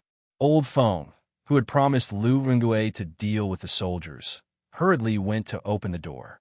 Coming, coming. "Hey, officers, come in and have some tea," Old Fong said with a big smile, because he saw that among this group of people, there were all constables from the county government. No one was wearing an official's uniform, which meant that Registrar Wang didn't come in person. Since the King of Hell didn't come, these little devils could be dealt with some benefits. "Oomph. I heard from Su Fongzheng that you're not locals. Tell me, where are you from?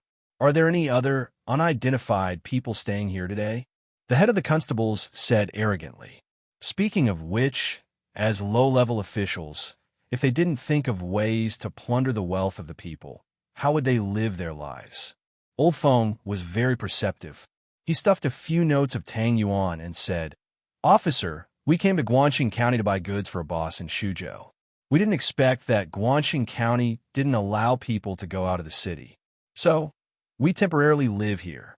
This house has always belonged to us, and there has never been an outsider coming here."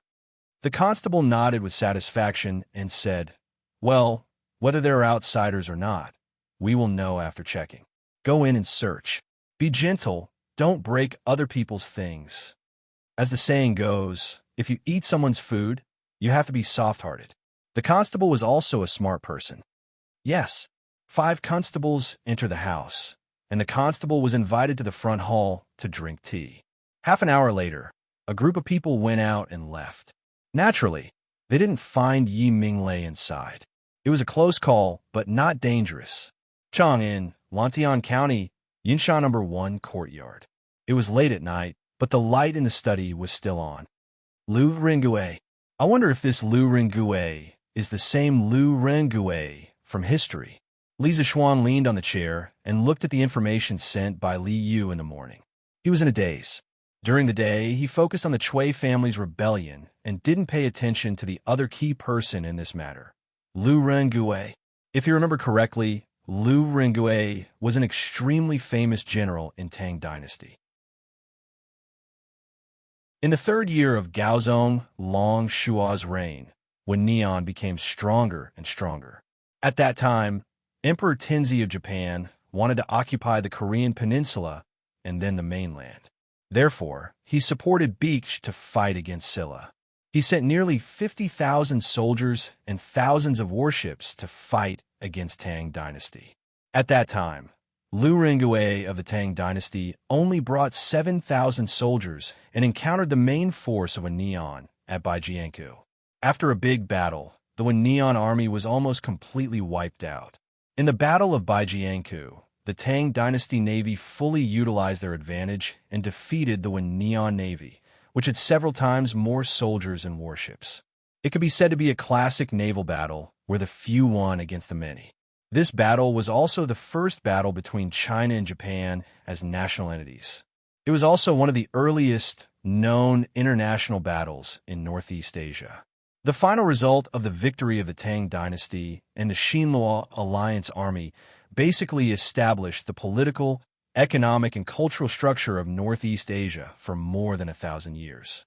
At the same time, this battle taught Neon how to behave and made them realize the huge gap between them and Tang Dynasty. Thus, until Toyotomi Hideyoshi invaded Korea in 1592, Japan didn't dare to fight against China for nearly 1,000 years. Feiji, tomorrow you will go with the army to Zhengzhou. After you go, follow Iron Egg or be Uncle Li's personal guard. If you meet someone called Lu Ringue and he's in danger, do your best to help him. After destroying the rebels, bring Lu Ringue back to Chang'an. This marquis wants to see him. Li Zixuan came to the door and instructed Pang Feiji, who was outside. He was a nationalistic youth, and Lu Ringue, to a modern person like him, was an out-and-out national hero. Not only did he raise the prestige of the country, but he also ensured that China wouldn't be invaded by Neon for nearly 1,000 years. He really wanted to see such a person with his own eyes. Marquis, but if I go to Zhengzhou, who will protect you? Pang Feiji said reluctantly. Li Zixuan glared at him and said grumpily, I'm the one protecting you? Or you protect me? Do I need you to protect me? If I tell you to go, then go. This matter is very important to me. Go and pack. After saying that, he went straight to his room to sleep. Yes, Marquis. Pang Feiji scratched his head and could only go back to pack his luggage pitifully.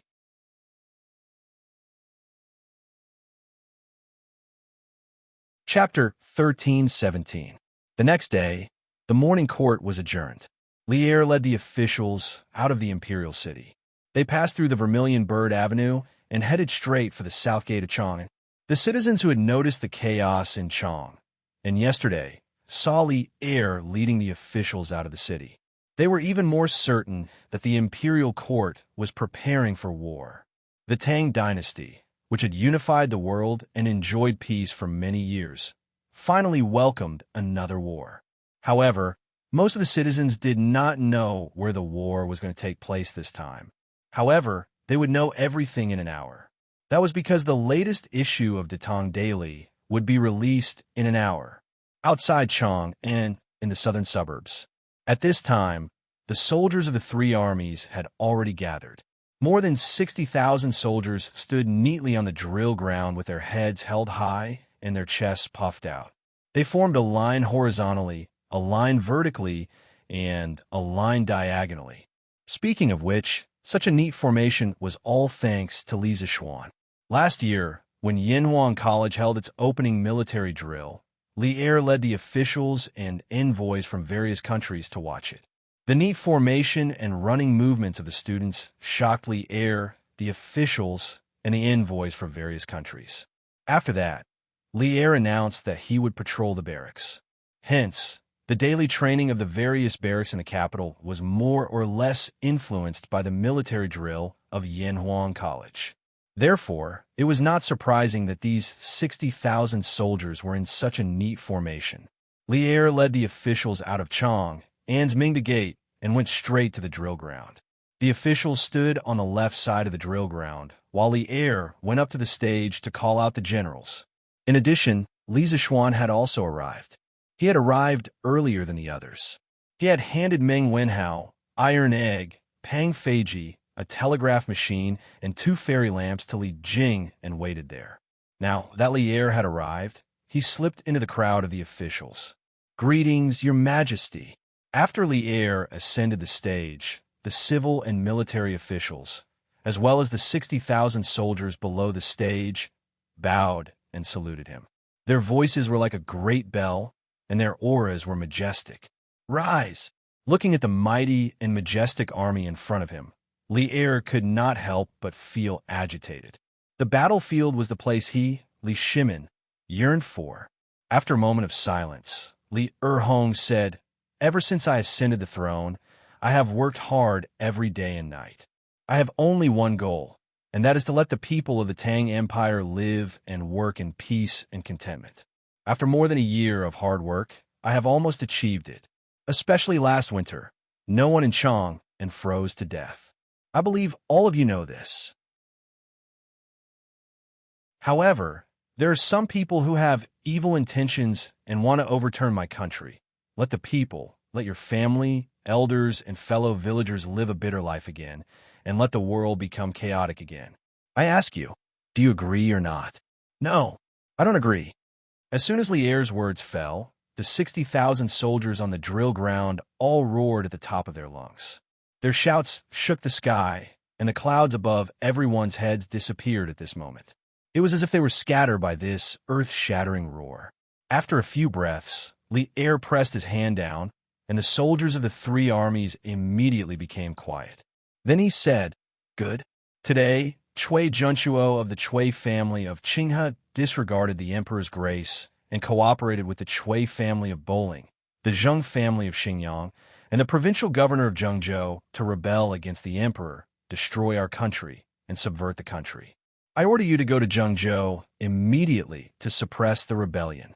Where is Li Jing, the general officer of the army of Hunan province?" Li Jing, dressed in armor, stepped forward and saluted.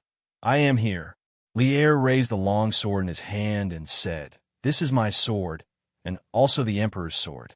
When you go to Zhengzhou, the 28 states of Hunan province will be under your control. If anyone dares to disobey, you can directly kill him with this sword. I give you the right to kill first and report later. Come forward and receive the sword." After that, all the officials looked sideways. Li Jing's body and mind were shocked. Lier gave him such a heavy right in front of everyone's eyes, which all showed Lier's deep trust in him. This made Li Jing, who had been hiding at home in recent years, very moved in his heart. "Thank you for your trust, Your Majesty. Li Jing will go and eliminate the rebels for the imperial court." Li Jing saluted and said solemnly, "Yes, I believe you." Lier nodded and gestured for Li Jing to go on stage to accept the emperor's sword. Li Jing went on stage and respectfully received it with both hands. Right at this moment, a red sun rose from the east, and instantly, it shone brightly onto the drill ground. Lier suddenly had a feeling of lofty ambition, and he shouted, "Beat the drums, soldiers of the three armies, set out, destroy the rebels, and reinforce Luoyang." Dong, dong, dong, dong, dong. The four bare-chested strong men on the stage began to beat the drums at the same time. The drum beats went from slow to fast, as if they were beating on everyone's hearts. Everyone on the drill ground couldn't help but feel a surge of emotion. Li Jing, who was on the stage, hurriedly cupped his hands and stepped down to command the army to set off.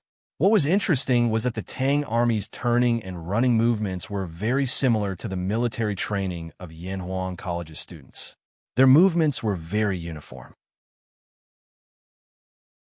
However, in comparison, the movements of these soldiers had more iron and blood. One could feel the killing intent emitted by the army from afar. Bang, bang, bang. More than 60,000 soldiers, led by their generals, left the drill ground in an orderly manner. Only the sound of their neat footsteps and shouts could be heard in the world. Destroy the rebels and reinforce Luoyang. Destroy the rebels and reinforce Luoyang. The army gradually moved away. The civil and military officials on the drill ground looked in the direction of the army and could not help but feel agitated. At this moment, Fang Xianling stood behind Lier and said with emotion, "Your Majesty, with such a powerful army, there is no need to worry about the rebels and the Tang Empire not prospering." Lier turned to the officials and faintly smiled. "If the great Tang wants to prosper, it still has a long way to go. Now that the internal problems have arisen, there are still external problems. In the future, my beloved officials, only by working diligently can you help us build a prosperous great Tang. Your subjects will definitely do our best until the day we die." The officials heard this and bowed in unison. "Ha! Good. Prepare the carriage and return to the city." Lier waved his sleeves and turned to leave. The mobilization meeting before the war finally came to an end. Li Zishuan looked to the south again. Among the 60,000 soldiers, there were his personal guards, students, and apprentices. He would not believe it if he said that he was not worried. However, the army of the imperial court this time was unprecedentedly strong. With Li Zishuan as the commander, Cheng Yaojin, Niu Jinda, and Qin Xiong as the generals, not to mention the rebels of the Chui family, they could even fight against the Turks. It was because of this that Li Zishuan dared to let Iron Egg and Meng Wenhao go south with the army. The officials returned to the city, while Li Zishuan returned to Yinshan. The people of Chang, and only heard the sound of drums and deafening shouts from outside the city. However, for them, a lively day had just begun.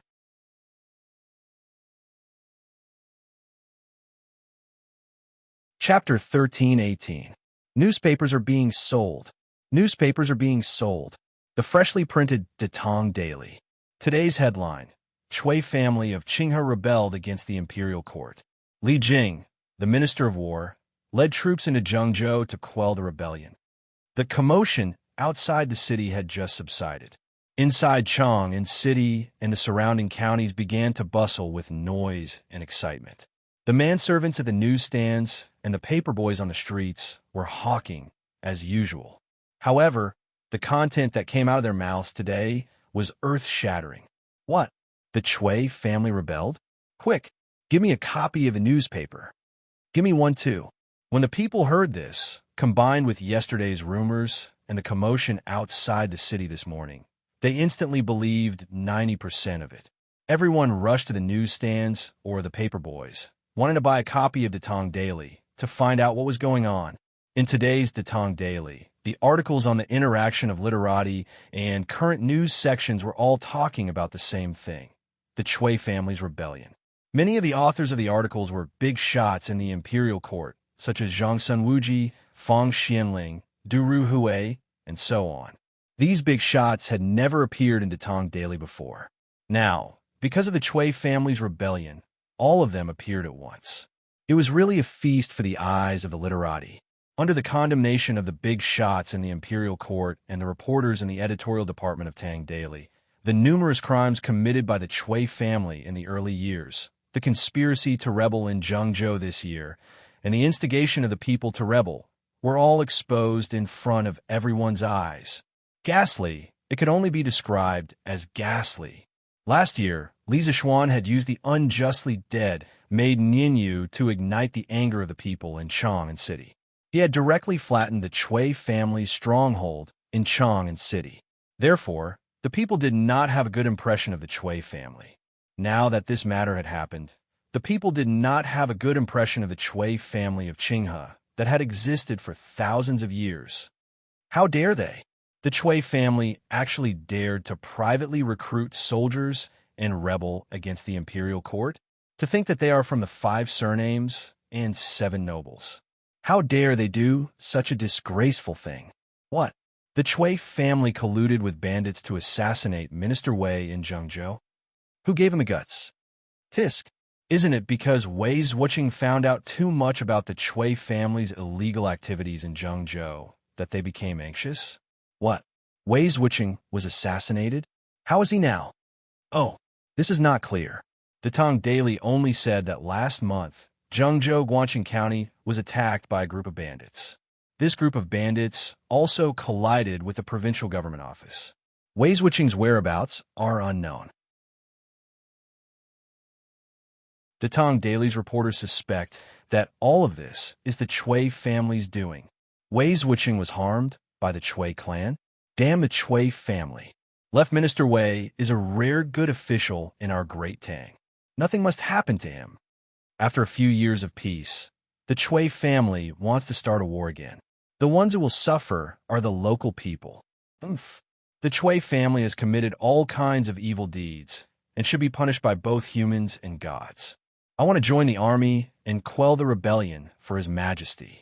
Although the aristocratic families of today had won over many scholars, there was still a considerable number of scholars from humble backgrounds who were biased towards the imperial court. Once they heard that the Chui family had plotted against Wei Zheng and plotted a rebellion, many scholars rolled up their sleeves and prepared to give up their brushes to join the army and rush to the battlefield. Perhaps this was the spirit of a scholar. Scholar Zhang, you should save your breath. With your delicate skin and tender flesh, how can you endure the hardships of the battlefield? You should study hard and obtain scholarly honors. Uncle Hu, you're wrong to say that. If I can endure the hardships of studying, why can't I endure the hardships of the battlefield? Hee, say whatever you want. Even if you want to join the army to quell the rebellion, it's already too late. Because when this old man entered the city this morning, I saw that the army outside the city had already set off. What? The army has already set off? So soon? Of course. If it were any later, wouldn't the Chui family have done even more evil? Yinshan, Yinhuang College. The news of the Chui family's rebellion caused a huge uproar among the students. Of course, what shocked the students even more was that Iron Egg and Meng Wenhao had also set off with the army this time. This was quite incredible to them. Since ancient times, the dreams of scholars were nothing more than self-cultivation, ruling the country, and pacifying the world. Now, Iron Egg and Meng Wenhao were leading everyone on the path of pacifying the world. This made the students very envious and yearn for it. Damn, why can Iron Egg and Meng Wenhao go, but Bao Lin and I can't? With our martial arts skills, if we go to Zhengzhou, won't we be able to kill 7 times in and 7 times out of the rebel army? When Cheng Chumo heard the news, he couldn't help but pat his thigh and gloomily said, speaking of this rebellion, his father Cheng Yaojin directly led the army. He should be the one who went the most. In the end, the people who went were Meng Wenhao and Iron Egg. It would be strange if he wasn't depressed. Chumo, I want to go too, but my father definitely won't let me go. You too. Yuchi Baolin thought about it and shook his head. Why? My martial arts skills are so good. I can definitely make a name for myself if I go. Cheng Chumo stared at him and shamelessly said. Yuchi Baolin pursed his lips and hesitated. After a while, he said, Chonyo, I think Yamacho is right. Next year, on Arbor Day, I should plant a tree in your heart. Damn, Baolin, are you asking for a beating? Cheng Chumo almost choked to death. Just as he was about to hit him, a light cough came from behind him. Ahem!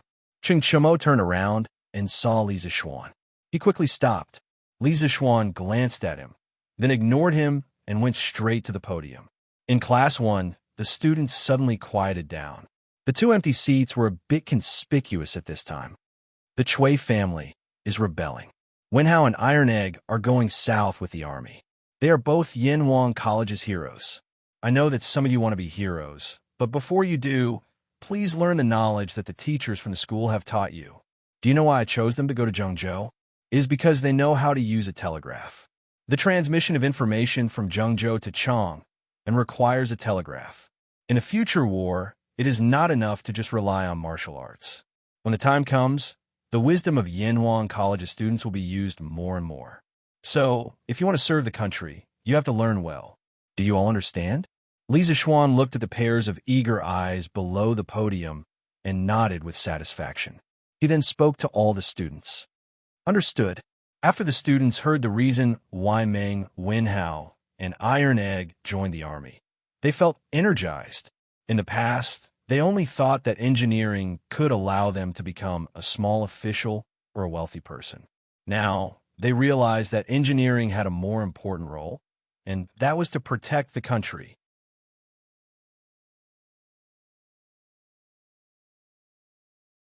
Chapter 1319. How many soldiers do we have now?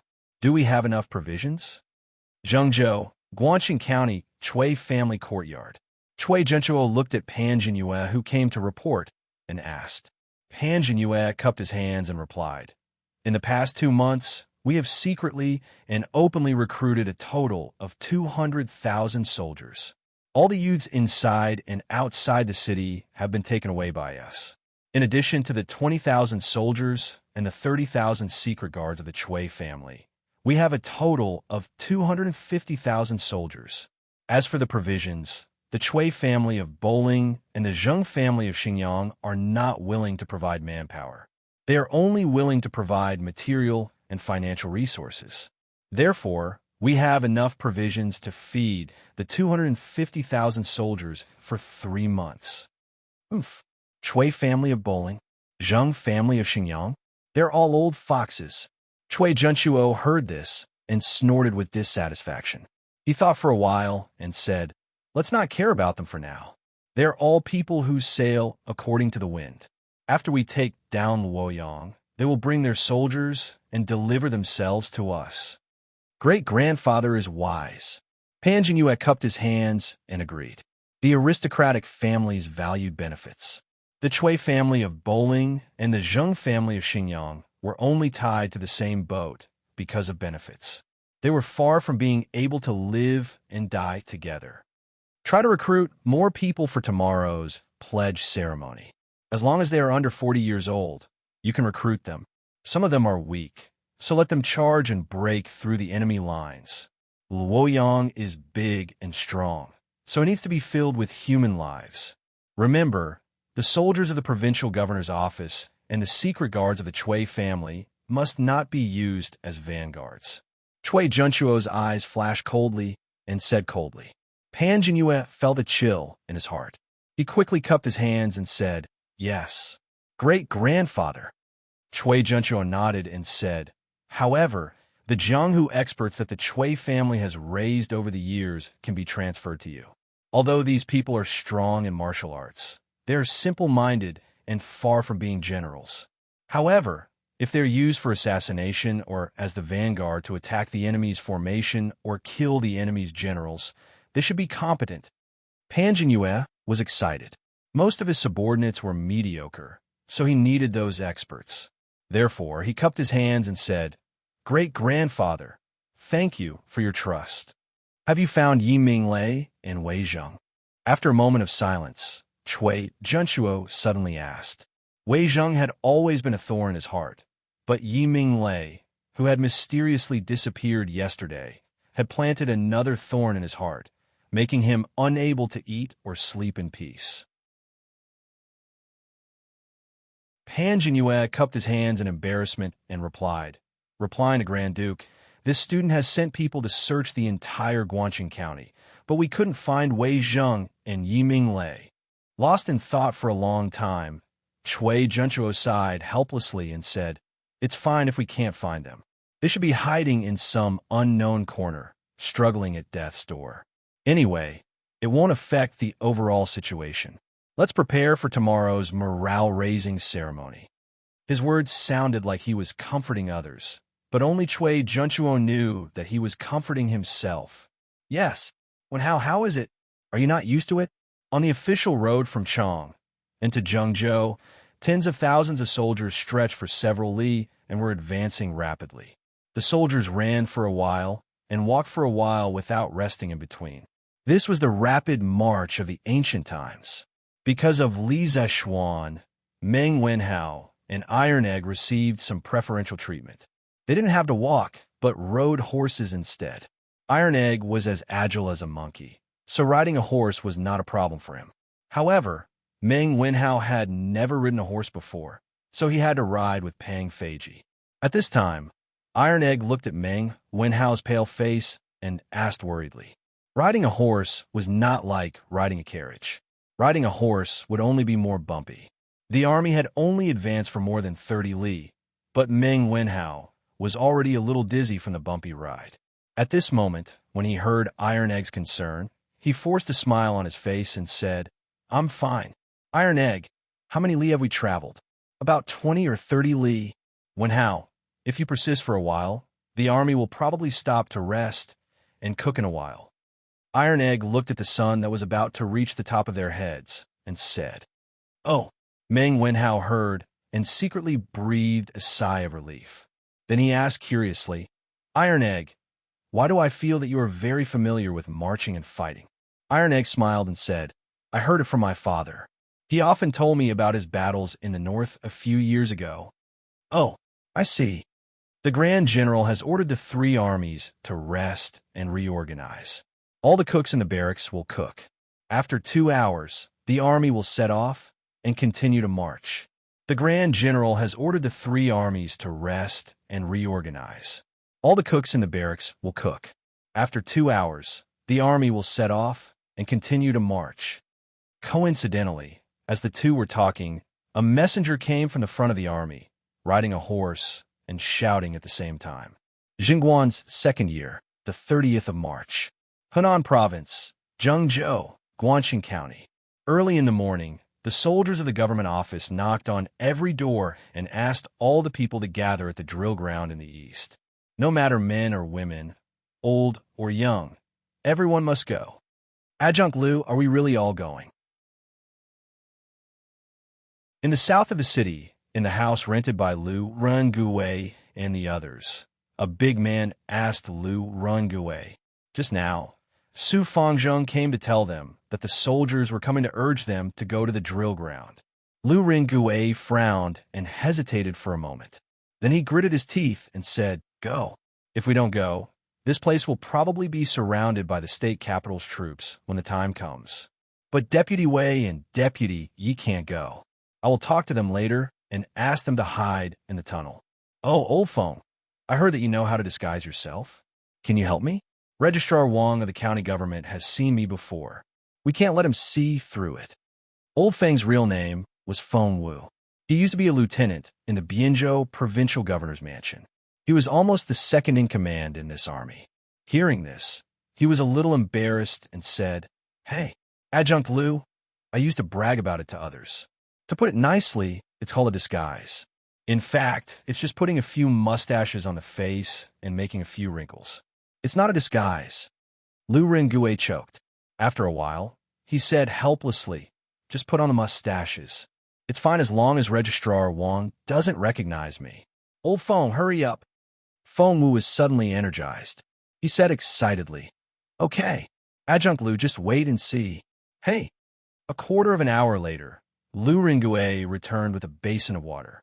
Looking at the ferocious-looking man with an unshaven beard and a hideous scar on his face reflected in the water, Lu Rengui suddenly had the urge to chop him up with a knife.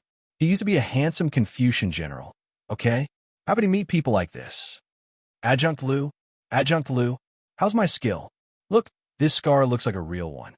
I'm sure your mother won't recognize you." Old Feng didn't have good eyesight. He was still complacent. "Get out." Lu Rengui was furious. He suddenly raised his head and roared. Old Feng was so scared that he immediately ran away.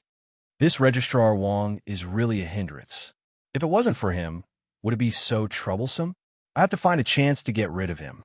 Lu Rengui pinched his big beard and muttered softly. East of the city, on a drill ground, tens of thousands of people came to the drill ground. These people not only included the people in the city, but also many people from the villages outside the city. In the past month, people were only allowed to enter the city, but not allowed to leave the city. Those farmers who didn't know the truth, once they entered the city, they couldn't leave. Today, they were also sent to the drill ground. Stand in line. Men stand on the left, women stand on the right. Children under 10 years old and people above 40 years old stand at the back. On the drill ground, there were thousands of armored soldiers patrolling and maintaining order. You stop? Suddenly, a soldier stopped a middle-aged man. The man trembled and said, "Sir, you called me?" The soldier said coldly, "Where are you going? How old are you?" I'm 45 years old this year," the man said with a panicked look. The soldier said angrily, "Bullshit. Men, take him to the secretary for verification. If he lied about his age, cut off his head and feed it to the dogs." Immediately, the two soldiers behind him rushed forward and grabbed the middle-aged man. "Spare me, sir. I don't dare to lie anymore. I'll stand in front now." The middle-aged man's face was full of fear, and he repeatedly begged for mercy. "Oof. Sure enough, he lied to me. Drag him down and behead him," the soldier said coldly and mercilessly. When Lu Rengui arrived at the drill ground, he saw this scene. Similar situations had happened more than once today. Under such deterrence, the commoners were much more well-behaved. There were very few people who lied about their age and secretly snuck to the back. "You guys, which village do you live in? Why don't you go to the front and line up?" After the soldier finished showing off, he noticed Lu Rengui and the others and shouted again. Lu Rengui hurriedly went forward and said, "General, we are not locals. We came to Guan County last month to help Boss Zhou of Bianzhou escort a batch of goods. Later, we couldn't leave the city, so we have been living in Wanning Village." "From another place?" The soldier rolled his eyes. No one knew what he was thinking. He said again, "I seem to have heard about you guys. How many people are there in total?" Lu Rengui had a bad premonition, but he still braced himself and answered, "We have a total of 200 people. 200 people? Good. You guys just stand here. After the provincial governor finishes speaking, all of you come and find me. Do you hear me? My surname is Huang, and I'm an adjunct to the provincial governor's mansion. The soldier clapped his hands and laughed. Lu Ring didn't know what this guy was up to, but he didn't want to cause trouble here, so he could only say, "Yes, Adjunct Huang. That's more like it." The soldier nodded his head in satisfaction and then walked away. On the other side, a few people with noble auras appeared on the stage in front of the drill ground.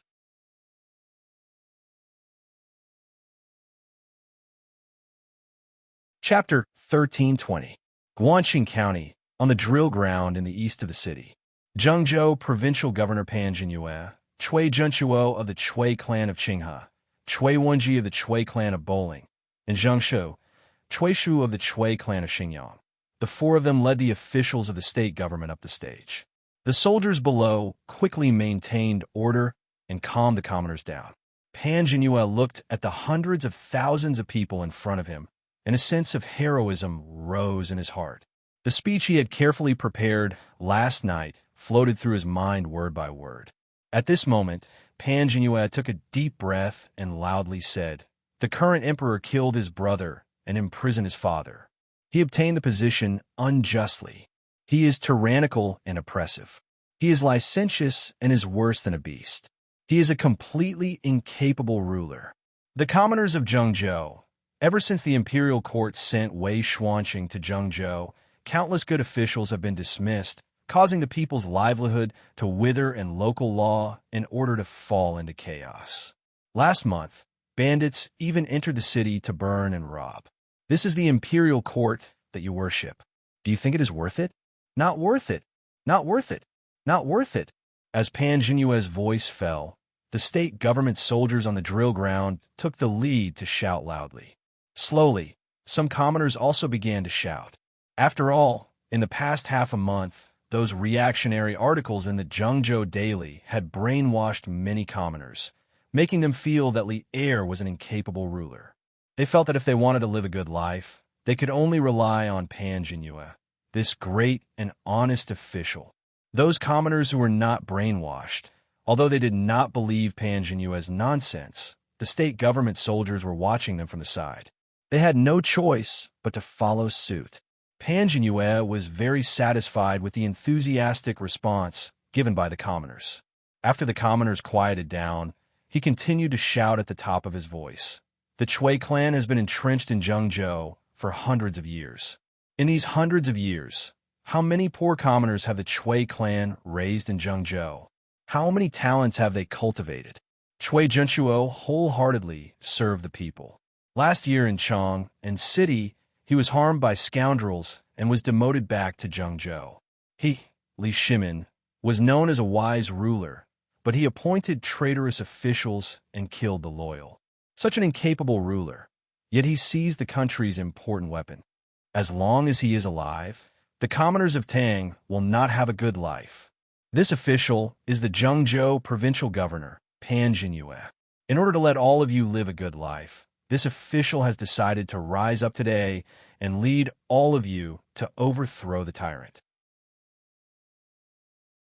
I hereby promise that as long as Li Shimin can be overthrown, all the common people in the world will be given a share of the hereditary Yongye fields, and all the gentry will not have to pay taxes.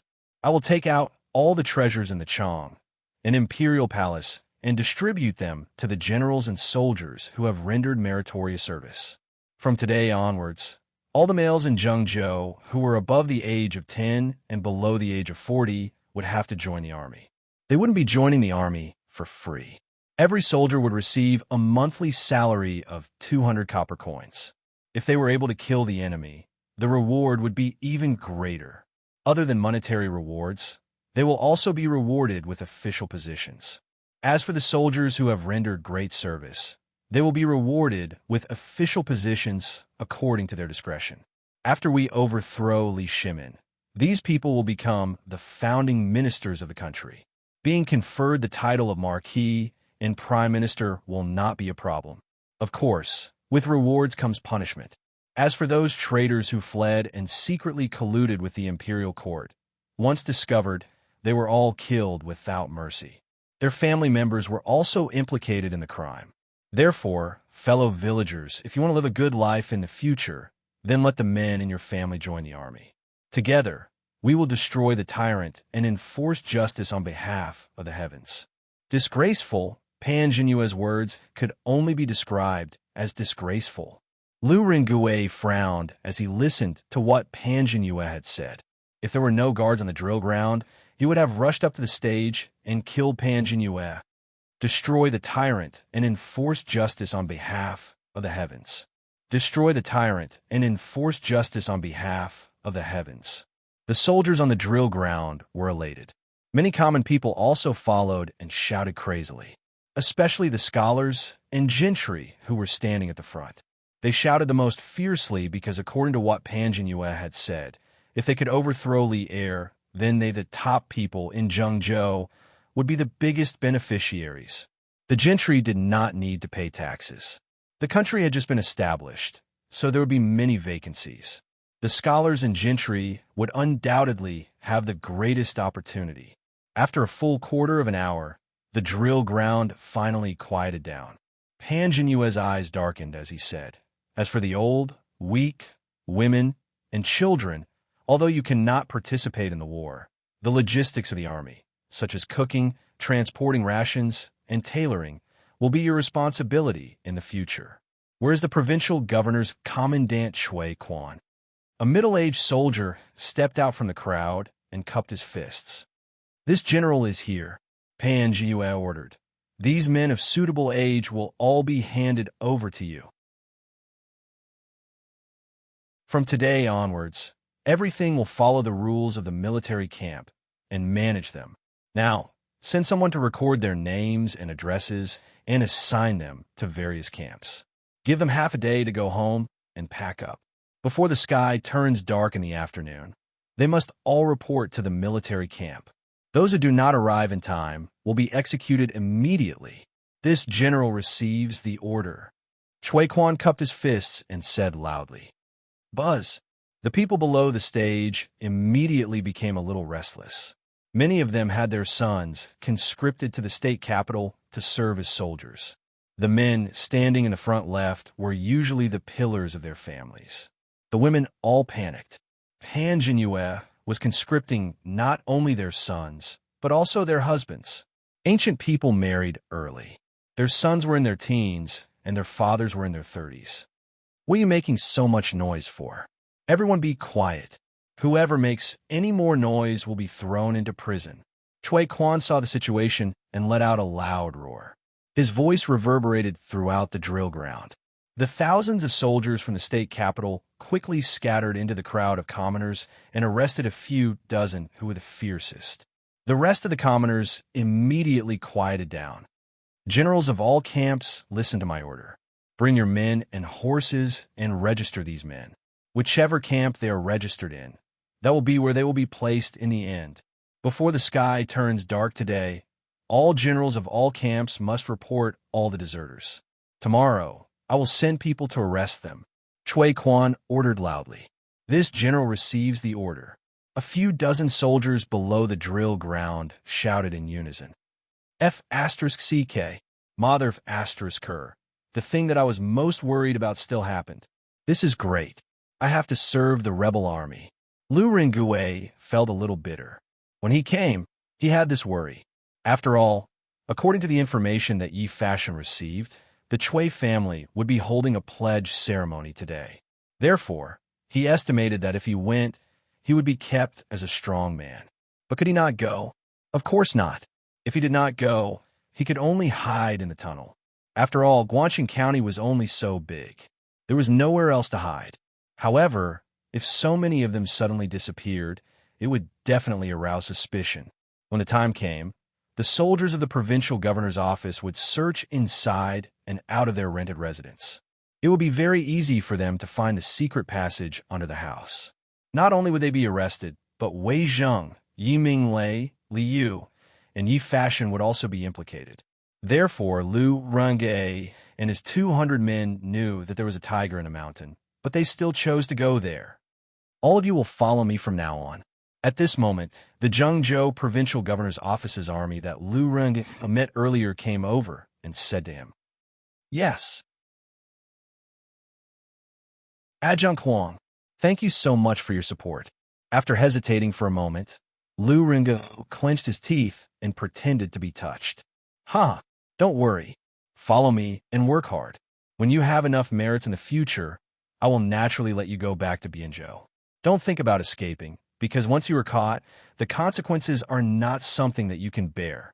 Adjunct Huang patted Lu Ringue's shoulder and smiled meaningfully. His full name was Huang Cheng. Now, that Pan Jinyue had raised the flag of rebellion.